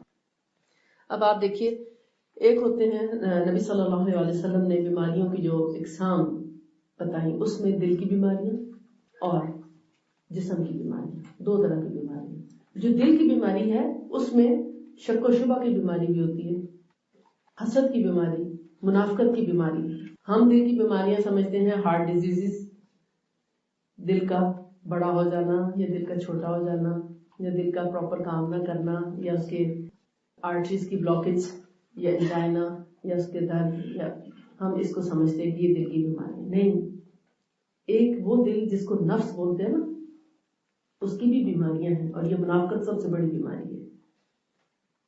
ان کا سد باب کرنا اسی طرح ممکن ہے جب ہم سچ بولیں، جھوٹ نہ بولیں، انسان کو محترم سمجھیں، انسانوں کو معاف کر دیں، کسی بھی انسان کی زیادتی کو لمبا نہ لے کے جائیں، چھوڑ دیں اس کو. کیونکہ کچھ آپ دیکھتے ہیں ہر انسان مختلف ہوتا ہے، ہر انسان کی نیچر فرق ہے.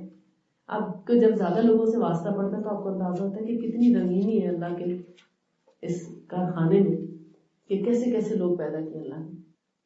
تو ہر انسان کو اسی طرح کا انسان سمجھے جیسا وہ ہے، اس کو اپنے مطابق نہ بنانے کی کوشش کریں. وہ آپ نہیں بن سکتا، اس کو اسی کے حال پہ چھوڑ دیں.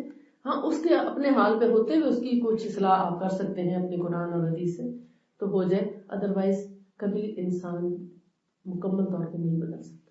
اس کا مزاج، اس کا انداز وہ رہے گا جیسا وہ پیدائش کے وقت لے کر آیا، مرتے دم تک وہ رہے گا. معمولی سی تراش خراش ہو سکتی، زیادہ نہیں ہو سکتی. ایمان کم یا زیادہ ہو سکتا ہے، ایمان بڑھا سکتے ہیں آپ، اور وہ اپنے ایمان ہی کے ساتھ بہت سی چیزوں کو دور کر سکتا ہے، رد کر سکتا ہے، اور بہت سی چیزیں اپنے اندر پیدا بھی کر سکتا ہے. وہ خود کرے گا، آپ نہیں کر سکتے، اس کا اپنا ایمان کرے گا. پھر یہ شک و شبہ کی بیماری جس کا قرآن پاک میں ذکر ہے نا، کہ جب تم سے کوئی پوچھے، یعنی جیسے کوئی دستک دے تو صاف الفاظ، صاف لہجے میں بات کرو، نرم لہجے میں مت بات کرو. آتا ہے نا قرآن پاک، تاکہ وہ شخص جس کے دل میں بیماری ہے کسی شک کی بیماری میں نہ مبتلا ہو جائے. یہ ہے ایک دل کی بیماری. پھر ذالک الکتاب لا ریب فیہ، یہ وہ کتاب ہے جس میں کسی قسم کی کوئی شک کی گنجائش نہیں.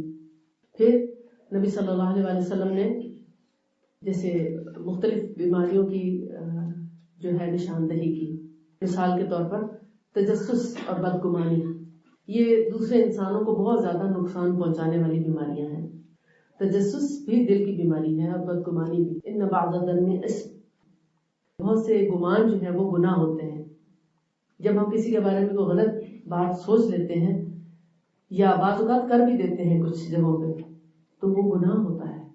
ہم صرف امیجن کر لیتے ہیں اور اس کے اثرات بہت دور تک پڑتے ہیں، بعض اوقات ہماری نسلوں تک جا پڑتے ہیں.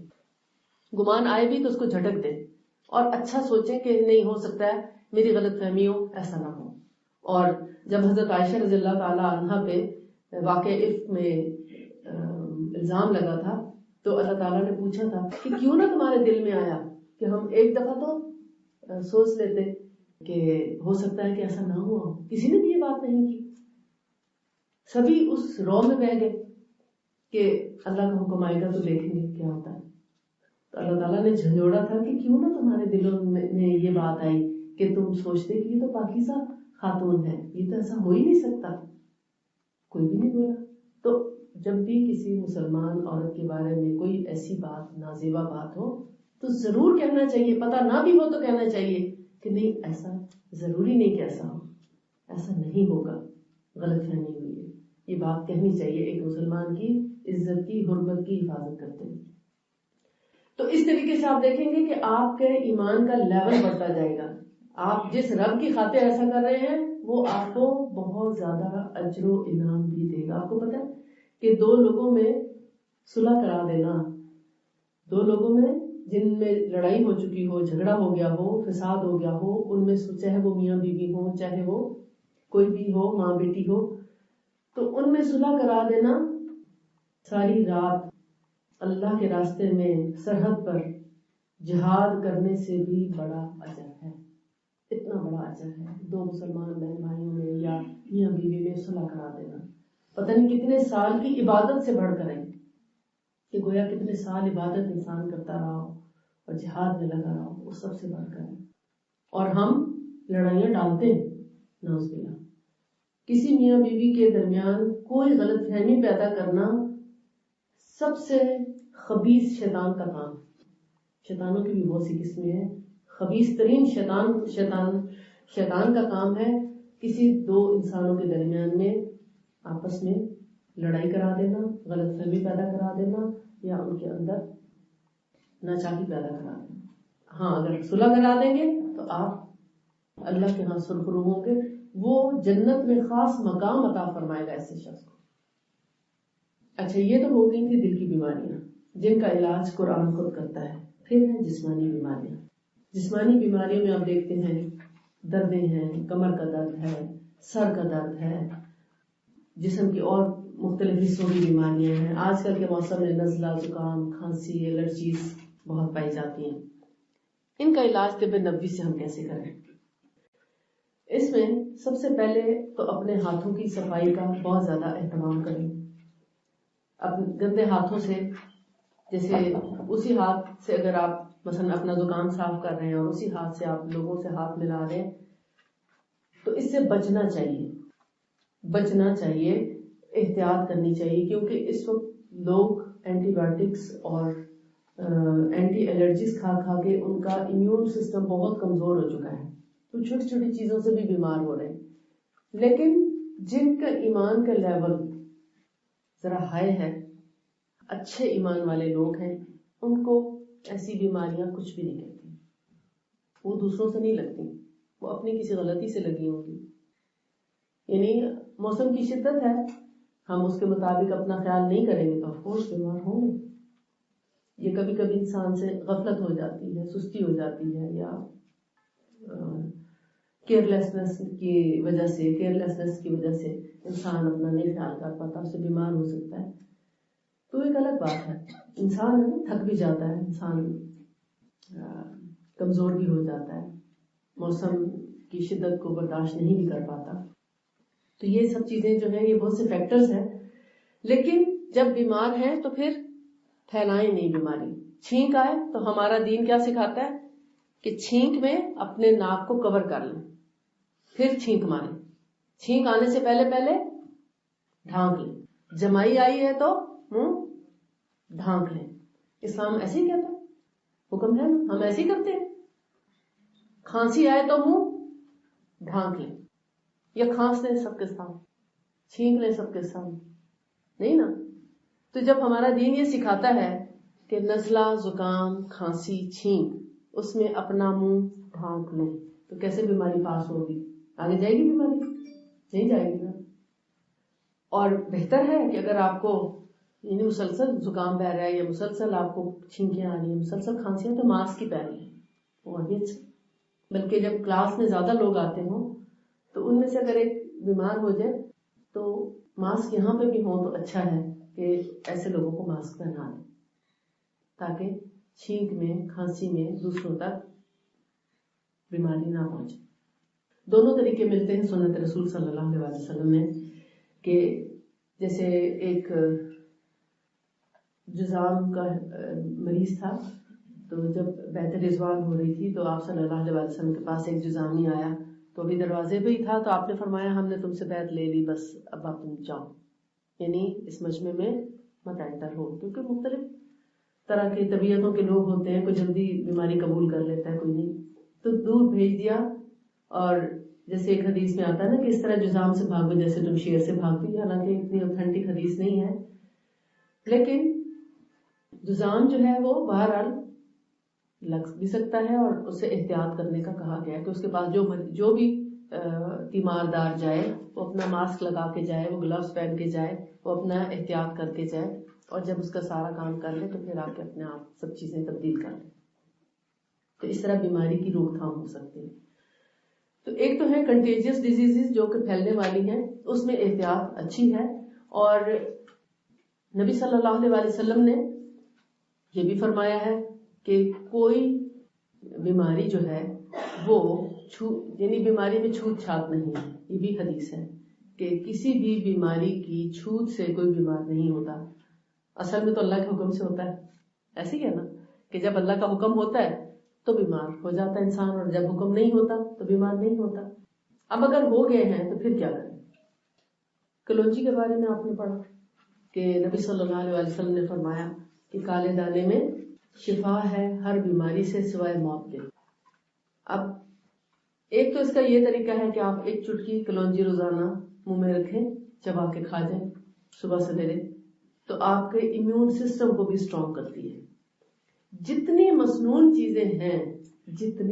چیزیں جو کہ نبی صلی اللہ علیہ وسلم نے استعمال کی ہوئی ہیں خود یا کروائی ہیں، وہ سب کی سب امیون سسٹم کو اسٹرانگ کرنے والی ہیں، جن کا قرآن پاک میں تذکرہ ہے. والتین والزیتون، رمان یعنی کھجور کا ذکر ہے، انجیر کا ذکر ہے، زیتون کا ذکر، یہ سب کے سب امیون سسٹم کو اسٹرانگ کرتی ہیں. اور نہ صرف امیون سسٹم کو اسٹرانگ کرتی ہیں بلکہ ہمارے نظام انہضام کو بھی اسٹرانگ کرتی ہیں، اچھا کرتی ہیں، مضبوط کرتی ہیں.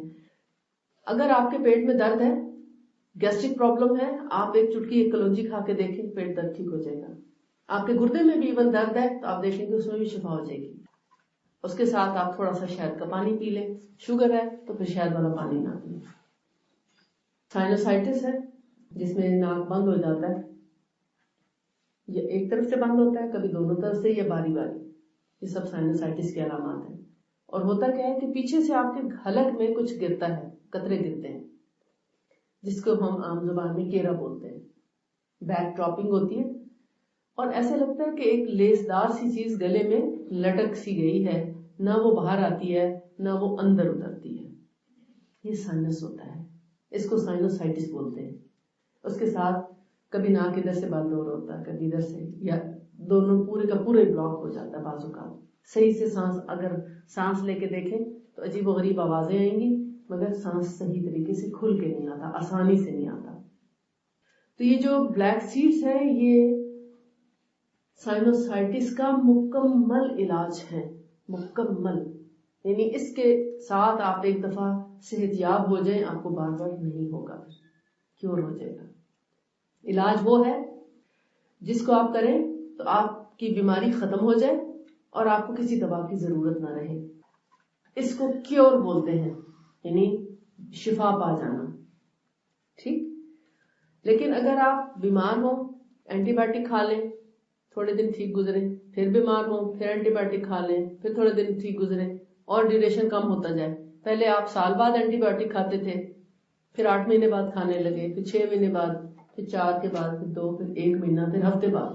ہفتہ اینٹی بایوٹک کھائیں، ہفتہ ٹھیک رہے، ہفتہ اینٹی کھائے 6 دن ٹھیک رہے، پھر 5 دن، پھر 4 دن، پھر 2 دن، پھر ادھر اینٹی بایوٹک ختم ہوئی، ادھر آپ بیمار ہوئے، آٹو میون میں چلے جا رہے ہیں.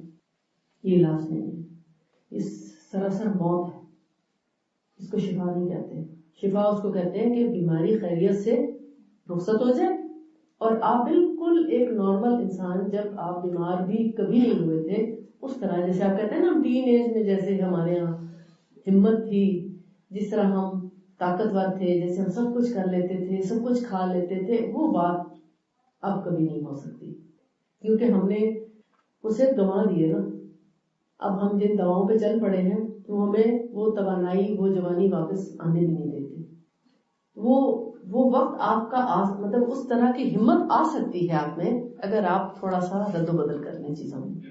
کلونجی کا ایک چٹکی روزانہ کھانا آپ کو لمبی عمر دیتا ہے اور وہ بھی صحت والی.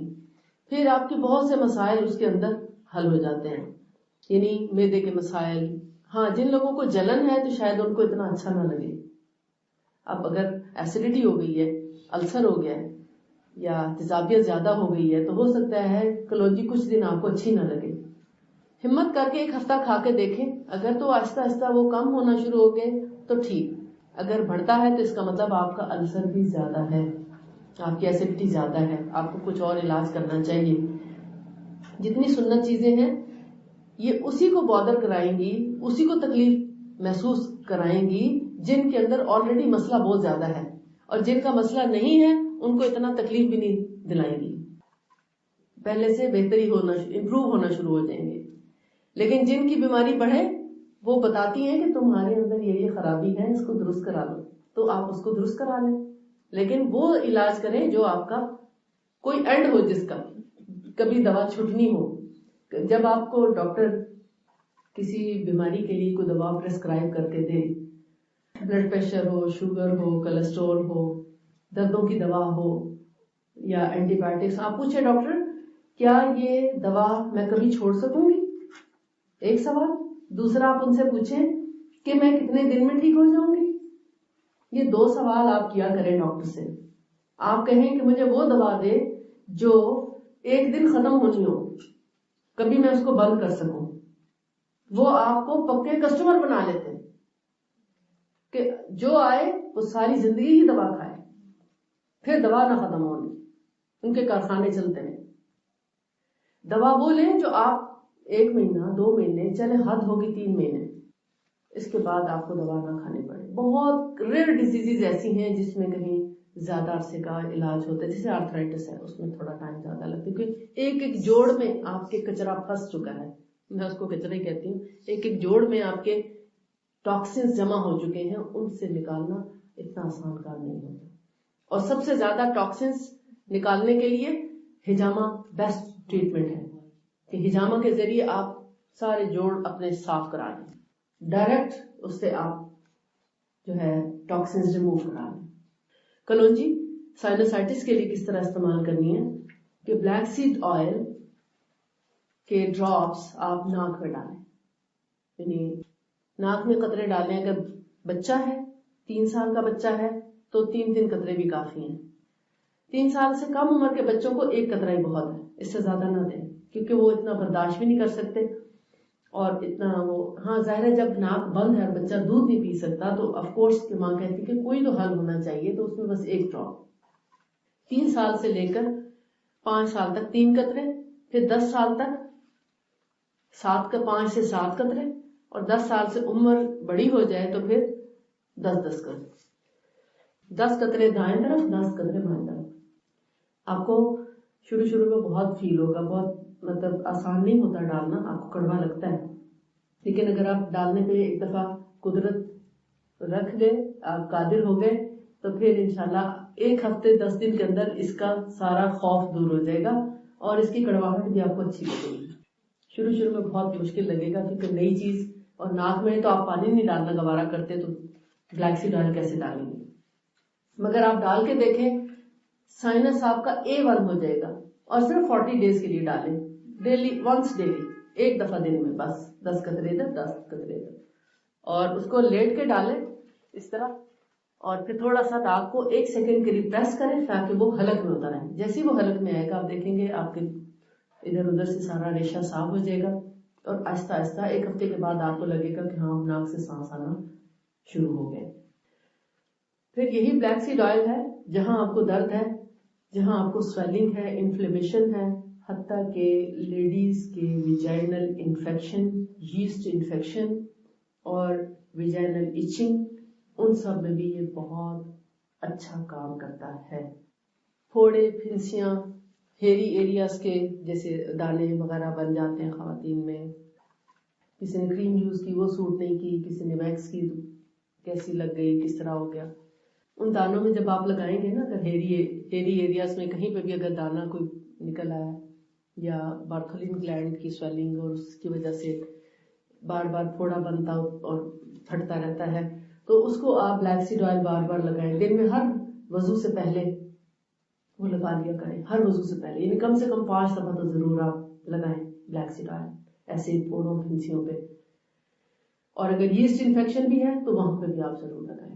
جسٹ آپ مطلب جیسے ظاہر ہے آف کورس کہ پوری بوتل کو آپ گندا نہیں کریں گے, بوتل میں سے تھوڑا سا ڈال کے آپ ڈھک کے باتھ روم میں رکھ دیں.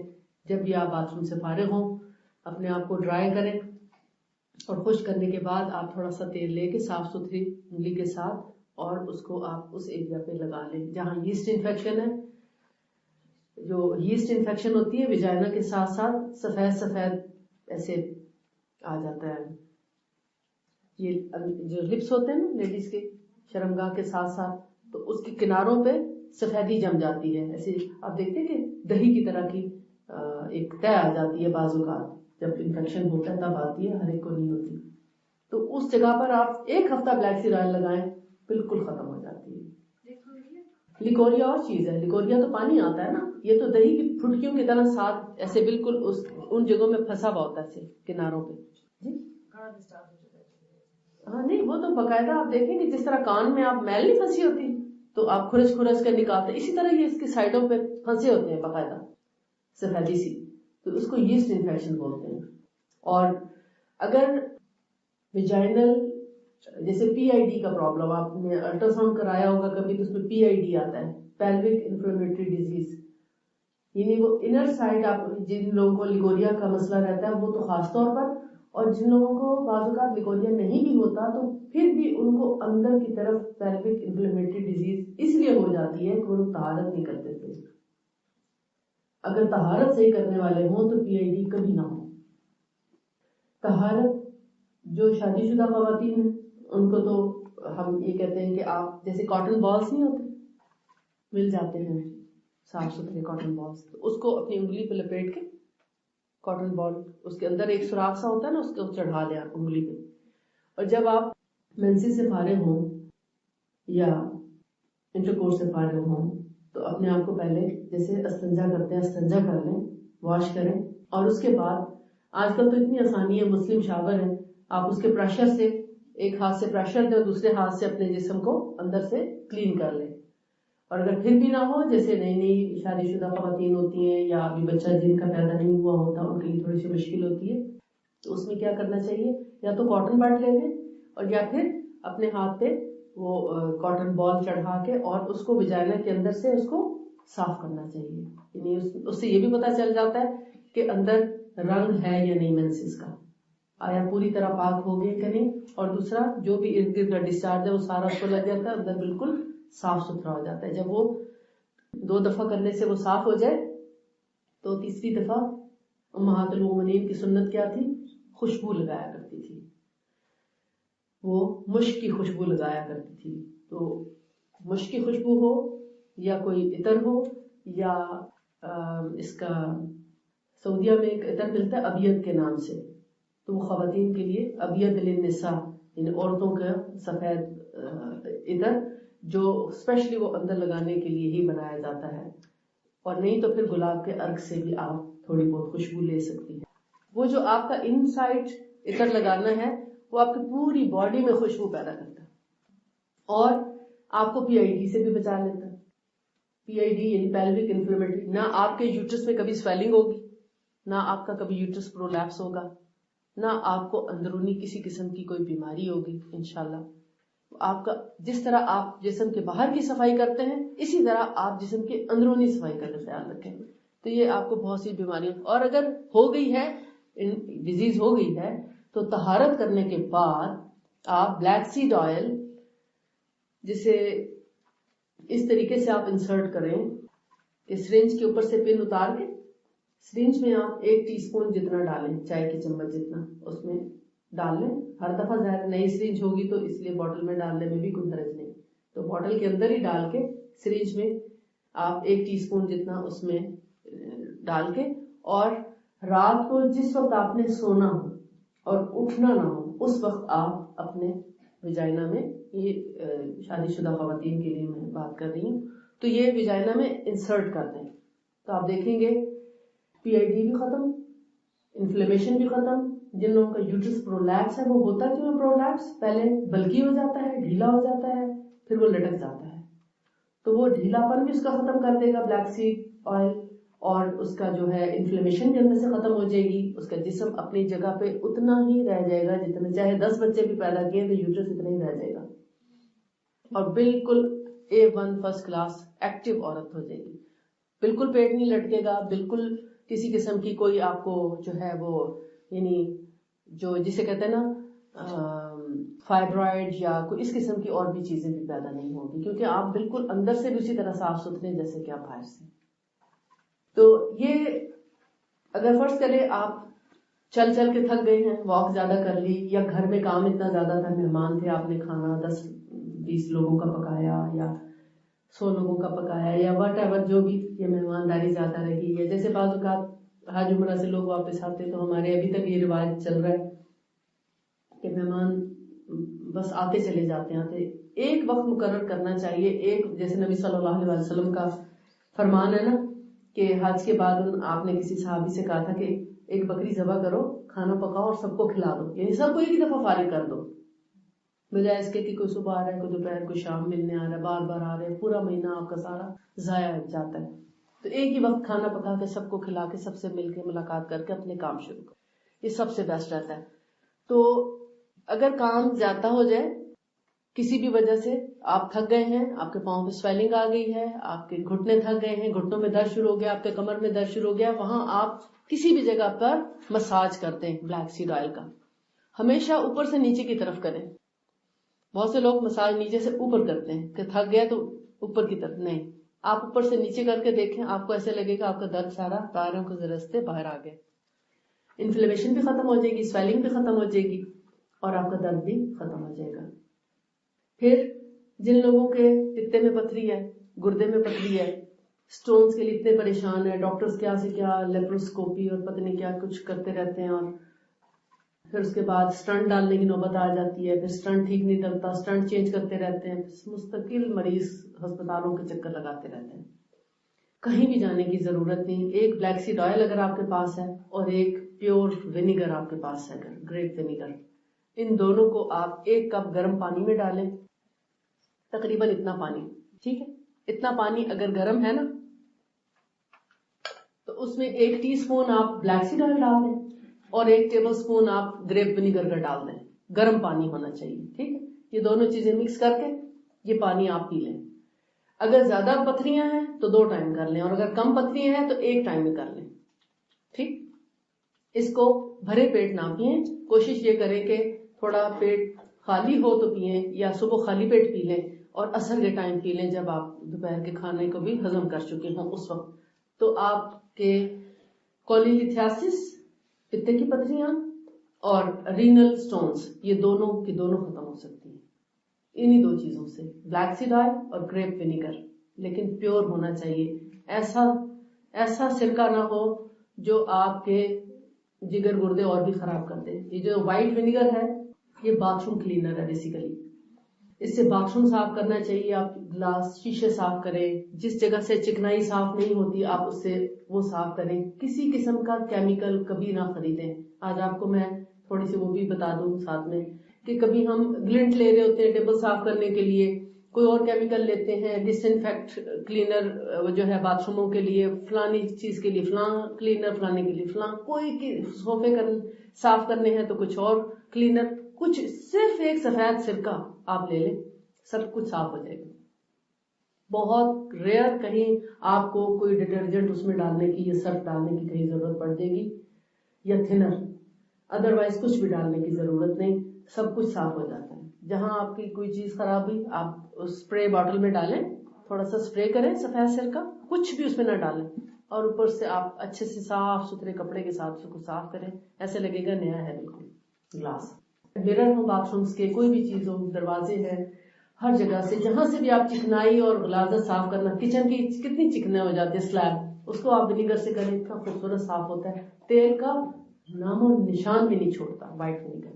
اس چیز کے لیے ہے وائٹ ونیگر، کھانے کے لیے نہیں ہے. وہ تو آپ کے آنتوں میں زخم کر دے گا اگر آپ اس کو پیئیں گے یا اس کو سوپ میں ڈال کے پیو. سوپ کا کیا فائدہ جس میں آپ نے زہر ڈال کے پی لیا؟ یہ بہت بیمار کرنے والی چیز ہے وائٹ ونیگر. آپ کے معدے کی جھلیوں کو توڑ دیتی ہے، یعنی پھاڑ دیتی ہے. سرکہ جو ہے پھاڑ دیتا ہے جھلیوں کو، پھر السر ہوگا کہ نہیں ہوگا، پھر ایسیڈیٹی ہوگی، پھر جلن ہوگی، پھر درد ہوگا، پھر کتنے مسائل ہو جائیں گے. تو چھوڑیں اس کو، وہ چیز جو آپ کو نقصان دے رہی. پیور چیز لیں. آپ کے لیے ہم لے کر بھی آئے آپ کو دکھانے کے لیے کہ کیسے ہوتا ہے پیور، اور اس کا فنکشن بھی آپ کو سمجھا دیتی ہوں کہ اگر آپ ایک کپ پانی میں اس کو ڈال کے پئیں، نہ صرف یہ کہ پتھری ختم ہو جائے گی، سلج یا گندگی یا غلاظت کچھ بھی ہے یہ پورے کے پورے آرگنز کلین ہو جائیں گے. جیسے شیشہ وائٹ ونیگر سے صاف ہوتا ہے، ایسے ہمارے اندرونی اعضاء جو ہیں اس گریپ ونیگر سے صاف ہوتے ہیں، اور کوئی سائیڈ ایفیکٹ نہیں. حتیٰ کہ السر والے مریض بھی جب انہوں نے یہ ونیگر پیا ان کا السر بھی ہیل ہو گیا. ایسیڈیٹی میں اور السر میں بھی یہ سرکہ اسی طرح محفوظ ہے جس طرح کہ ایک عام صحت مند انسان کے لیے. پھر وائٹ ونیگر آپ کے دانت خراب کر دیتا ہے، دانت بھرنا شروع ہو جاتے ہیں، دانتوں کا رنگ پیلا ہو جاتا ہے، دانت خراب ہو جاتے ہیں، بھربھرے ہو جاتے ہیں، ان میں کیویٹیز بننا شروع ہو جاتی ہیں، کیریز بننا شروع ہو جاتی ہیں. لیکن اگر آپ پیور ونیگر استعمال کریں تو وہ آپ کے دانتوں کو بلکہ مضبوط کرتا ہے. دانتوں کے اگر آپ پیور ونیگر اور ہنی ایکول کوانٹٹی میں مکس کر لیں اور اس میں برائے نام ہلکا سا نمک ڈال دیں، برائے نام، اس کو مکس شیک کر کے تھوڑا سا آپ ہاتھ پہ ڈالیں اور اس سے آپ اپنے دانتوں کو 5 منٹ کے لیے وہ لگا دیں، یعنی ایسے مسل کے صرف 5 منٹ سے زیادہ ہرگز نہیں رکھنا، کیونکہ بہرحال ہر چیز کا اپنا ایک ایفیکٹ ہوتا ہے، اس کا ایک طریقہ کار ہوتا ہے. اس سے 5 منٹ سے زیادہ رکھیں گے تو آپ کے دانتوں کو وہ بھی کھٹا کرے گا، لیکن 5 منٹ کے لیے رکھیں گے تو آپ کے دانتوں کی ساری پیلاہٹ اور یہ جو نشان پڑ جاتے ہیں دانتوں پہ وہ آہستہ آہستہ ٹھیک ہونا شروع ہو جائیں گے انشاءاللہ.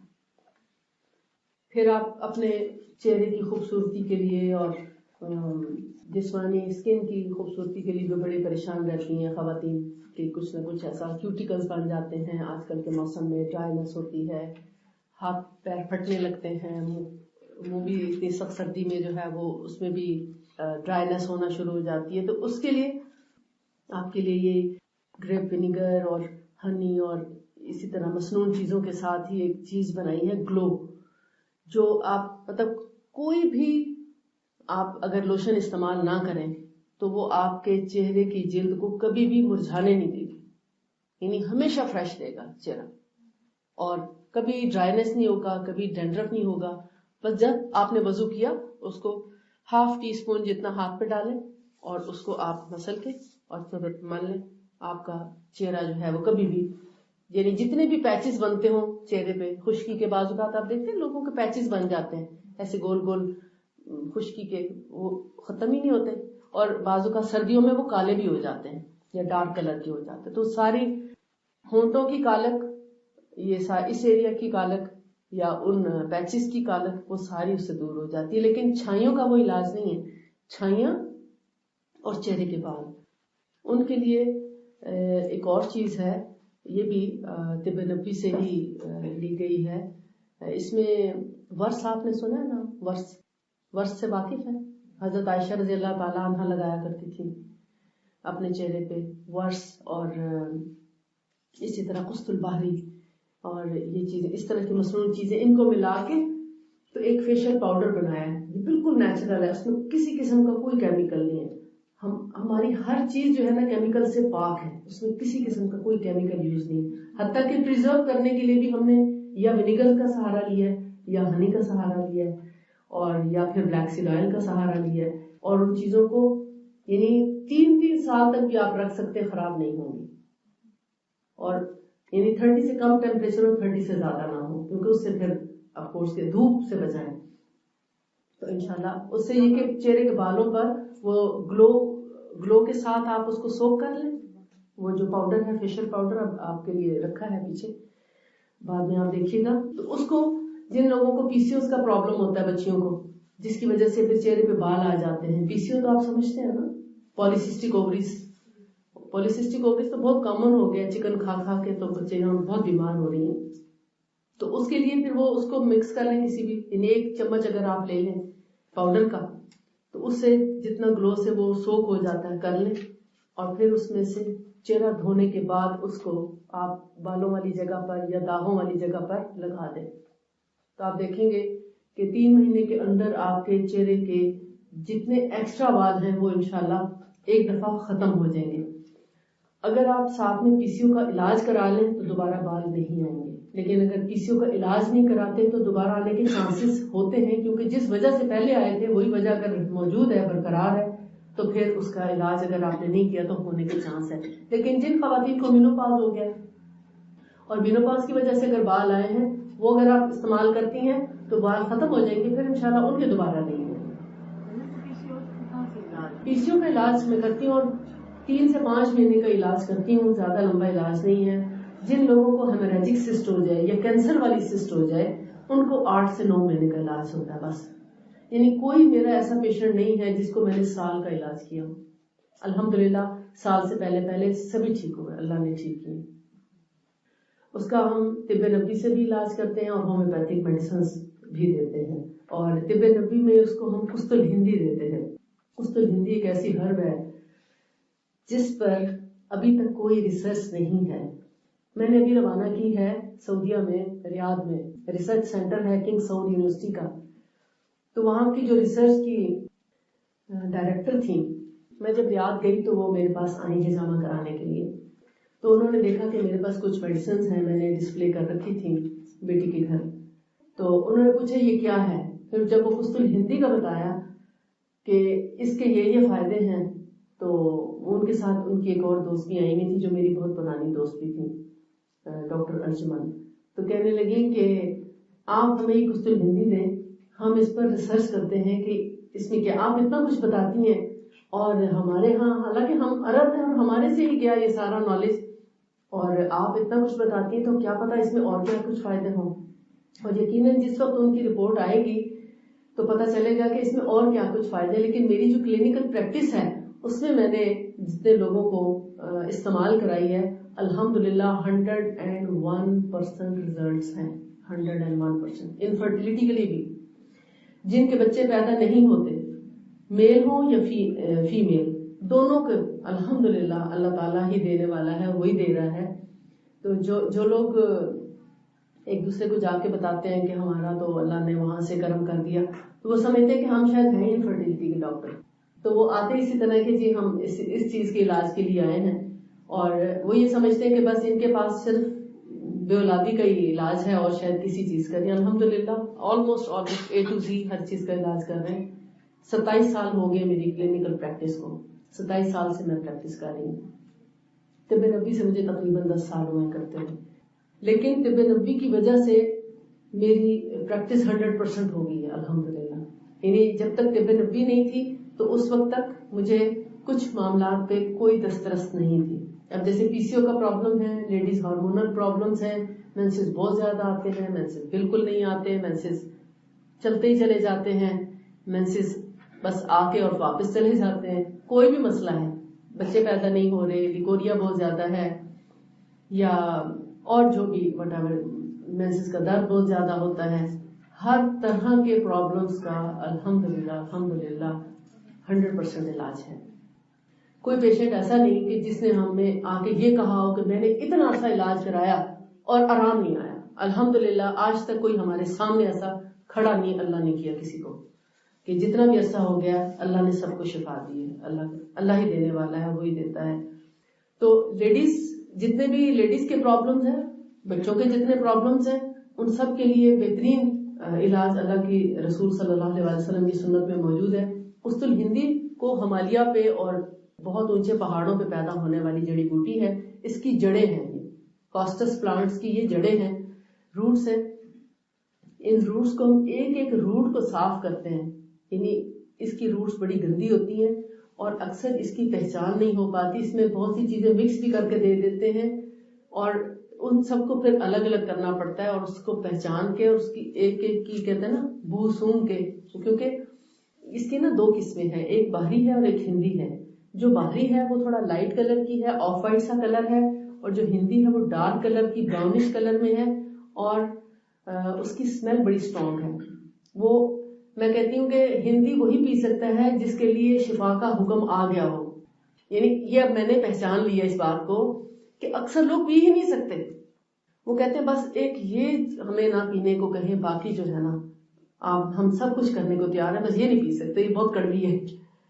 اب دیکھیں جب شفا کا پروانہ آ گیا ہے تو انسان کہتا ہے کچھ جیسی بھی ہم پی لیں گے، کیا فرق پڑتا ہے. لیکن بہت سے لوگ جیسے کہتے ہیں نا نفس پرستی کا ہم شکار ہے، دل کو جو اچھا لگے وہ کرتے، جو دل کو اچھا نہ لگے وہ نہیں کرتے. تو اس وجہ سے پھر وہ لوگ نہیں لے سکتے. ابھی ریسنٹلی ایک خاتون تھی لاہور کی، تو وہ ان کو 8 سال سے بچہ نہیں ہوا. انہوں نے جب ہمارا علاج شروع کیا تو ماشاءاللہ تیسرے مہینے اللہ نے ان کو یعنی کنسیو کرا دیا. اب وہ حمل سے ہیں. تو کچھ دن پہلے ان کے طبیعت تھوڑی خراب ہوئی تو کانٹیکٹ کیا. تو میں نے پوچھا کہ کہتی وہ میں قسط الہندی بھی لے رہی ہوں اور یہ بھی لے رہی ہوں، یہ بھی لے رہی ہوں. میں نے کہا نہیں اب تمہیں حمل ہو گیا تو اب قسط الہندی بند کر دو. وہ اتنے خوش ہوئی، کہتی ہے آج میری زندگی کا بہت ہی خوش قسمت ترین دن ہے کہ قسط الہندی بند ہو گئی. کہتی ہے کہ میں آج اتنی خوش ہوں، میرا اتنا خوشی کا دن ہے کہ آج کے بعد مجھے قسط الہندی نہیں پینی پڑی. میں اتنی مشکل سے پیتی تھی لیکن میں پیتی تھی کہ مجھے اسی سے شفا ہونی ہے، اور الحمدللہ اب اللہ نے مجھے دے دی ہے تو آج کے بعد میں نہیں پیوں گی. میں آج بہت خوش ہوں. یعنی اس کے پینے کے لیے دل گردہ چاہیے، حوصلہ چاہیے. اتنی آسان بھی نہیں ہے پینا. لیکن اس کے ساتھ آپ کے جیسے دانتوں میں ریشہ نہیں آ جاتا، سمجھے دانت سینسٹیو ہو جاتے ہیں، اور یہ بھی اصل میں سائنس کی وجہ سے ہو رہا ہوتا ہے بیسیکلی. اور سائنس ہو گیا، پھر کیا نام ہے اس کا، سائنس کی وجہ سے یہ جگہ بھری رہتی ہیں، سر میں درد ہوتا ہے، ہیڈ ایک، مائگرین بہت زیادہ ہوتے ہیں. تو اگر اس کو آپ پینا شروع کر دیں تو یہ آپ کے سب چیزوں کو صاف کر دے گی. یہ سارے آپ کے یہاں سے بھی ریشہ ختم کر دے گی، مسوڑوں سے بھی، ان جگہوں کو بھی، سب جگہوں کو صاف کر دے گی. قسط الہندی میں جو نبی صلی اللہ علیہ وسلم نے 7 شفائیں بتائی ہیں ان میں سے ایستما، پلیورسی آپ سمجھتے ہیں پھیپھڑوں میں پانی پڑ جانا، پلیورسی گلے کی خرابی، ٹانسلائٹس ٹانسلز کا ہو جانا، کنجیشن ریشہ، اور فلیم بلغم کا بہت زیادہ بننا، کھانسی وغیرہ. پھر پیشاب کے مسائل، پیشاب زیادہ آتا ہے، پیشاب کم آتا ہے، رک کے آتا ہے، آتا ہی رہتا ہے، کنٹرول نہیں ہوتا، وٹ ایور جتنے بھی مسائل ہیں. پیشاب آلات بول کے مسائل لکھا ہے اس میں. پھر حافظے کی کمزوری یا دماغ کا کمزور ہو جانا، بات یاد نہ رہنا، بچوں کے سر کا درد. کتنی چیزیں ہوگی؟ بچوں کے سر کا درد بچے بھی پی لیتے ہیں. جب آپ کو اگر یقین آ گیا، آپ کو ایمان ہو گیا تو انشاءاللہ آپ کے بچوں کو بھی ایمان کا حصہ مل جائے گا. آپ کو اگر ایمان نہیں، آپ کو یقین ابھی پورا نہیں، آپ اپنے بچوں میں نہیں پیدا کر سکتی. آپ جو چیز بچوں کو سکھانا چاہتی ہیں سکھا لیتی ہیں. جب آپ ڈرتی ہیں آگ سے تو بچے کو سمجھا لیتی ہیں کہ نہیں یہ آگ ہے، اس میں ہاتھ نہیں ڈالنا. سمجھا سکتی ہیں نا، نہیں ڈالتے نا آپ کے بچے آگ میں ہاتھ، کیونکہ آپ نے سکھا دیا. تو جو چیز آپ مائیں سکھانا چاہیں وہ سب سکھا لیتی ہیں، کیونکہ پہلے ان کا اپنا یقین اور ایمان ہونا بہت ضروری ہے. جتنا آپ کا ایمان پختہ ہوگا اتنا آپ کے بچے کا بھی ہوگا انشاءاللہ. تو یہ 7 بیماریوں سے شفا اس میں قسط الہندی میں نبی صلی اللہ علیہ وسلم نے فرمائی ہے. جبکہ گرمیوں کے موسم میں اگر گلا خراب ہے تو پھر قسط الباری سے آرام آئے گا، یا گرمی کی وجہ سے اگر گلا خراب ہے.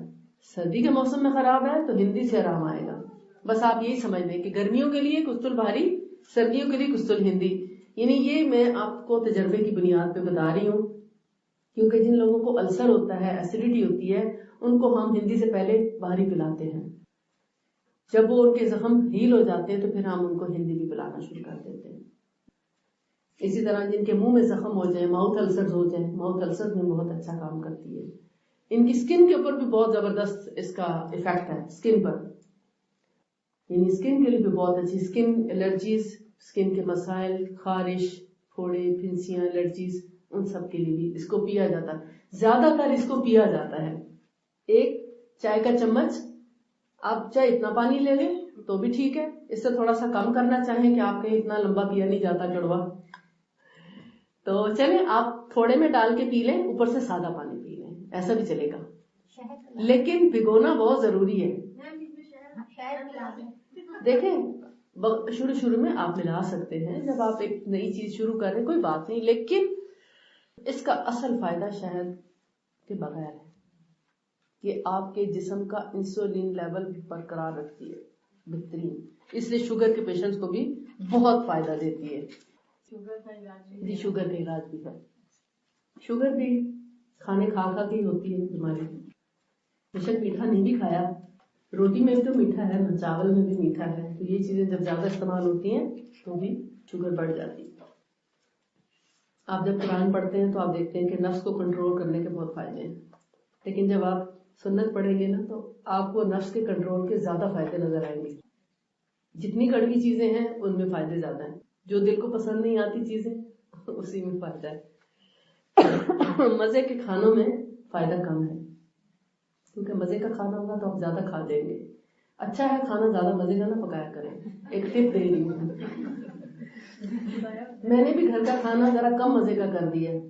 یعنی بچے جب چھوٹے تھے زیادہ تھے تو کھانے مزے کے بناتی تھی، اب تھوڑا سا اس میں ڈنڈی مار جاتی ہیں تاکہ نہ زیادہ مزے کا ہو، نہ زیادہ پیٹ بھر کے کھائیں، نہ زیادہ نیند آئے، نہ زیادہ نہ عبادت میں خلل آئے. تو مومن کے اصل کھانے جنت میں رکھے ہیں.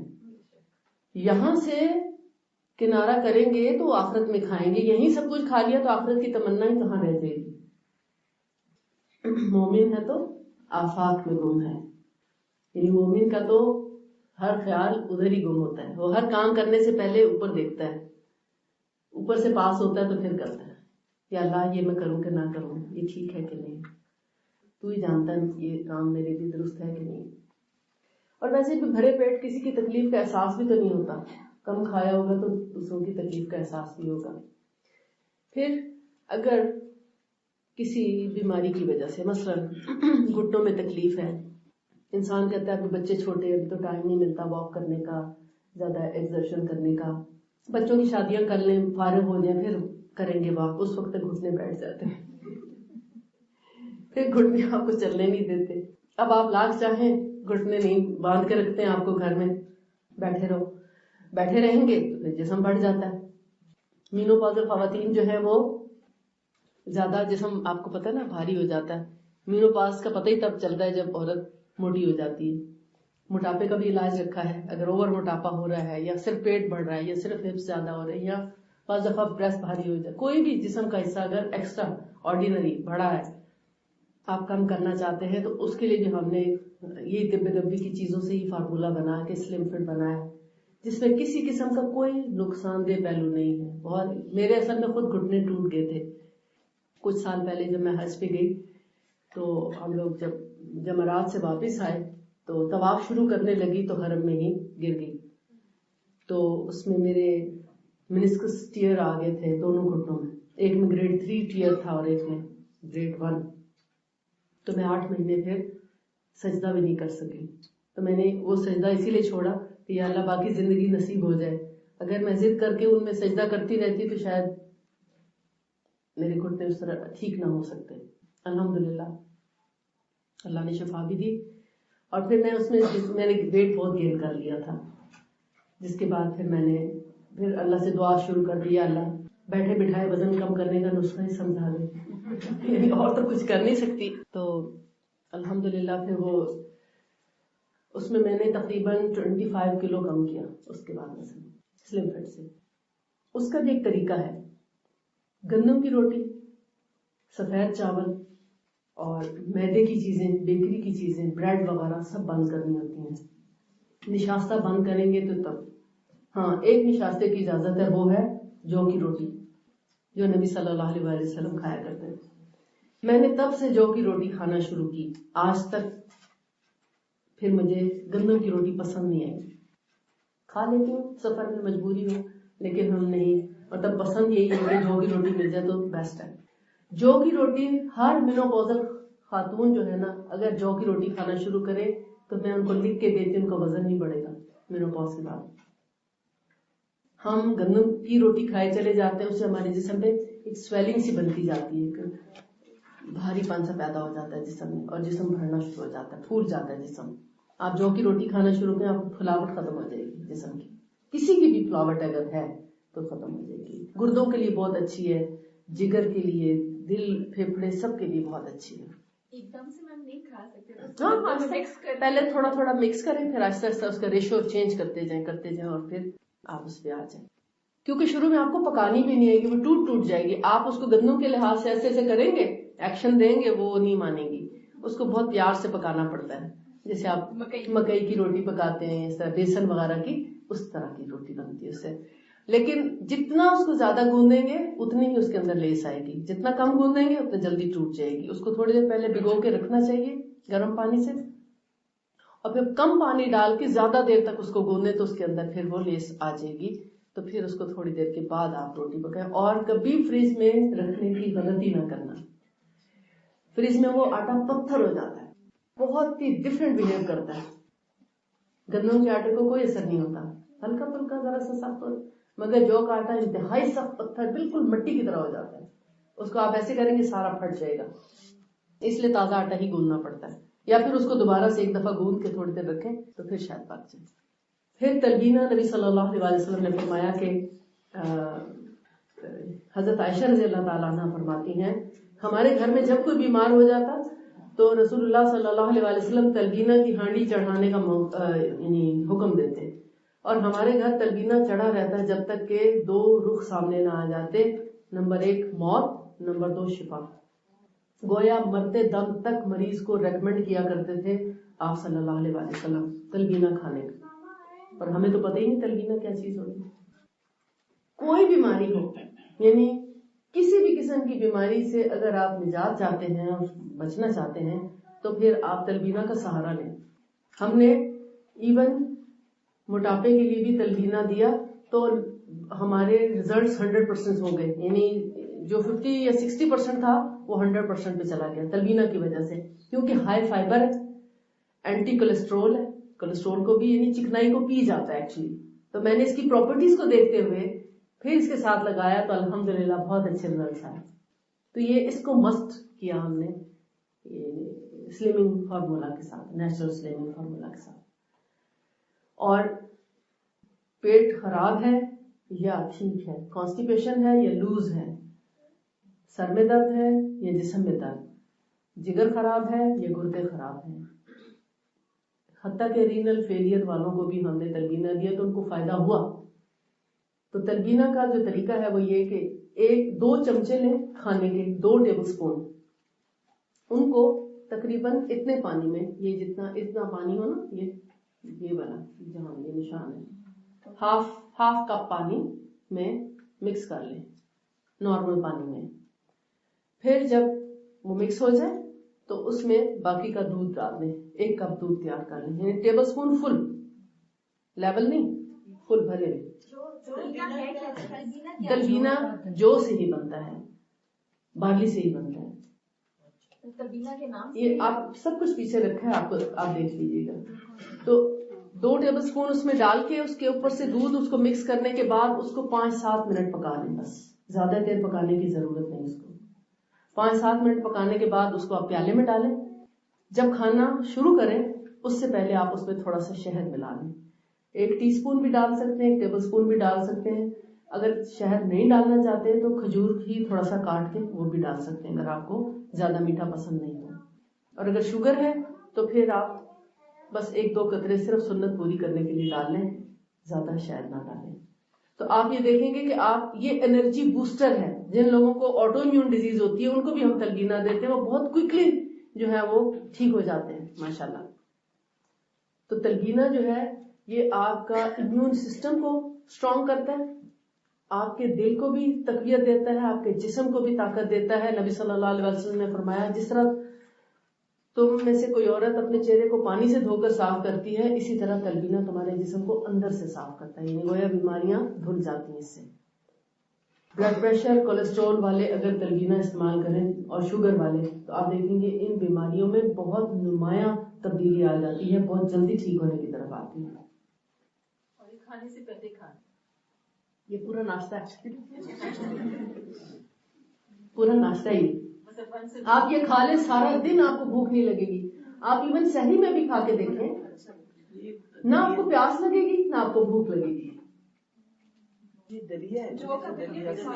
دلیا دیکھیں، دلیے میں سارے کا سارا چھلکا اڑ جاتا ہے، ٹھیک. ہاں ہاں سب ادھر جاتا ہے.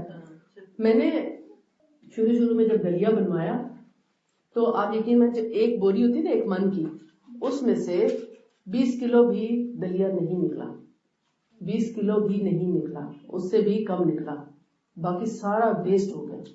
اتنا رسک ضائع ہوا. چلے بھینسوں کے کام آ گیا، کیونکہ جن بھینسوں کو یہ کھلایا جاتا ہے ان کا دودھ بہت بڑھ جاتا ہے، دودھ بہت گاڑھا اور بہت اچھا ہو جاتا ہے. جن ماؤں کی فیڈ کم ہو وہ تلبینہ کھا کے دیکھیں، ان کا دودھ بہت تیزی سے بڑھے گا اور بہت اچھا دودھ پیدا ہوگا انشاءاللہ. اور اوور آل ہیلتھ بھی امپروو ہوتی ہے. آپ کے چہرے کی جو زردی ہے نا وہ سرخی میں بدل جاتی ہے.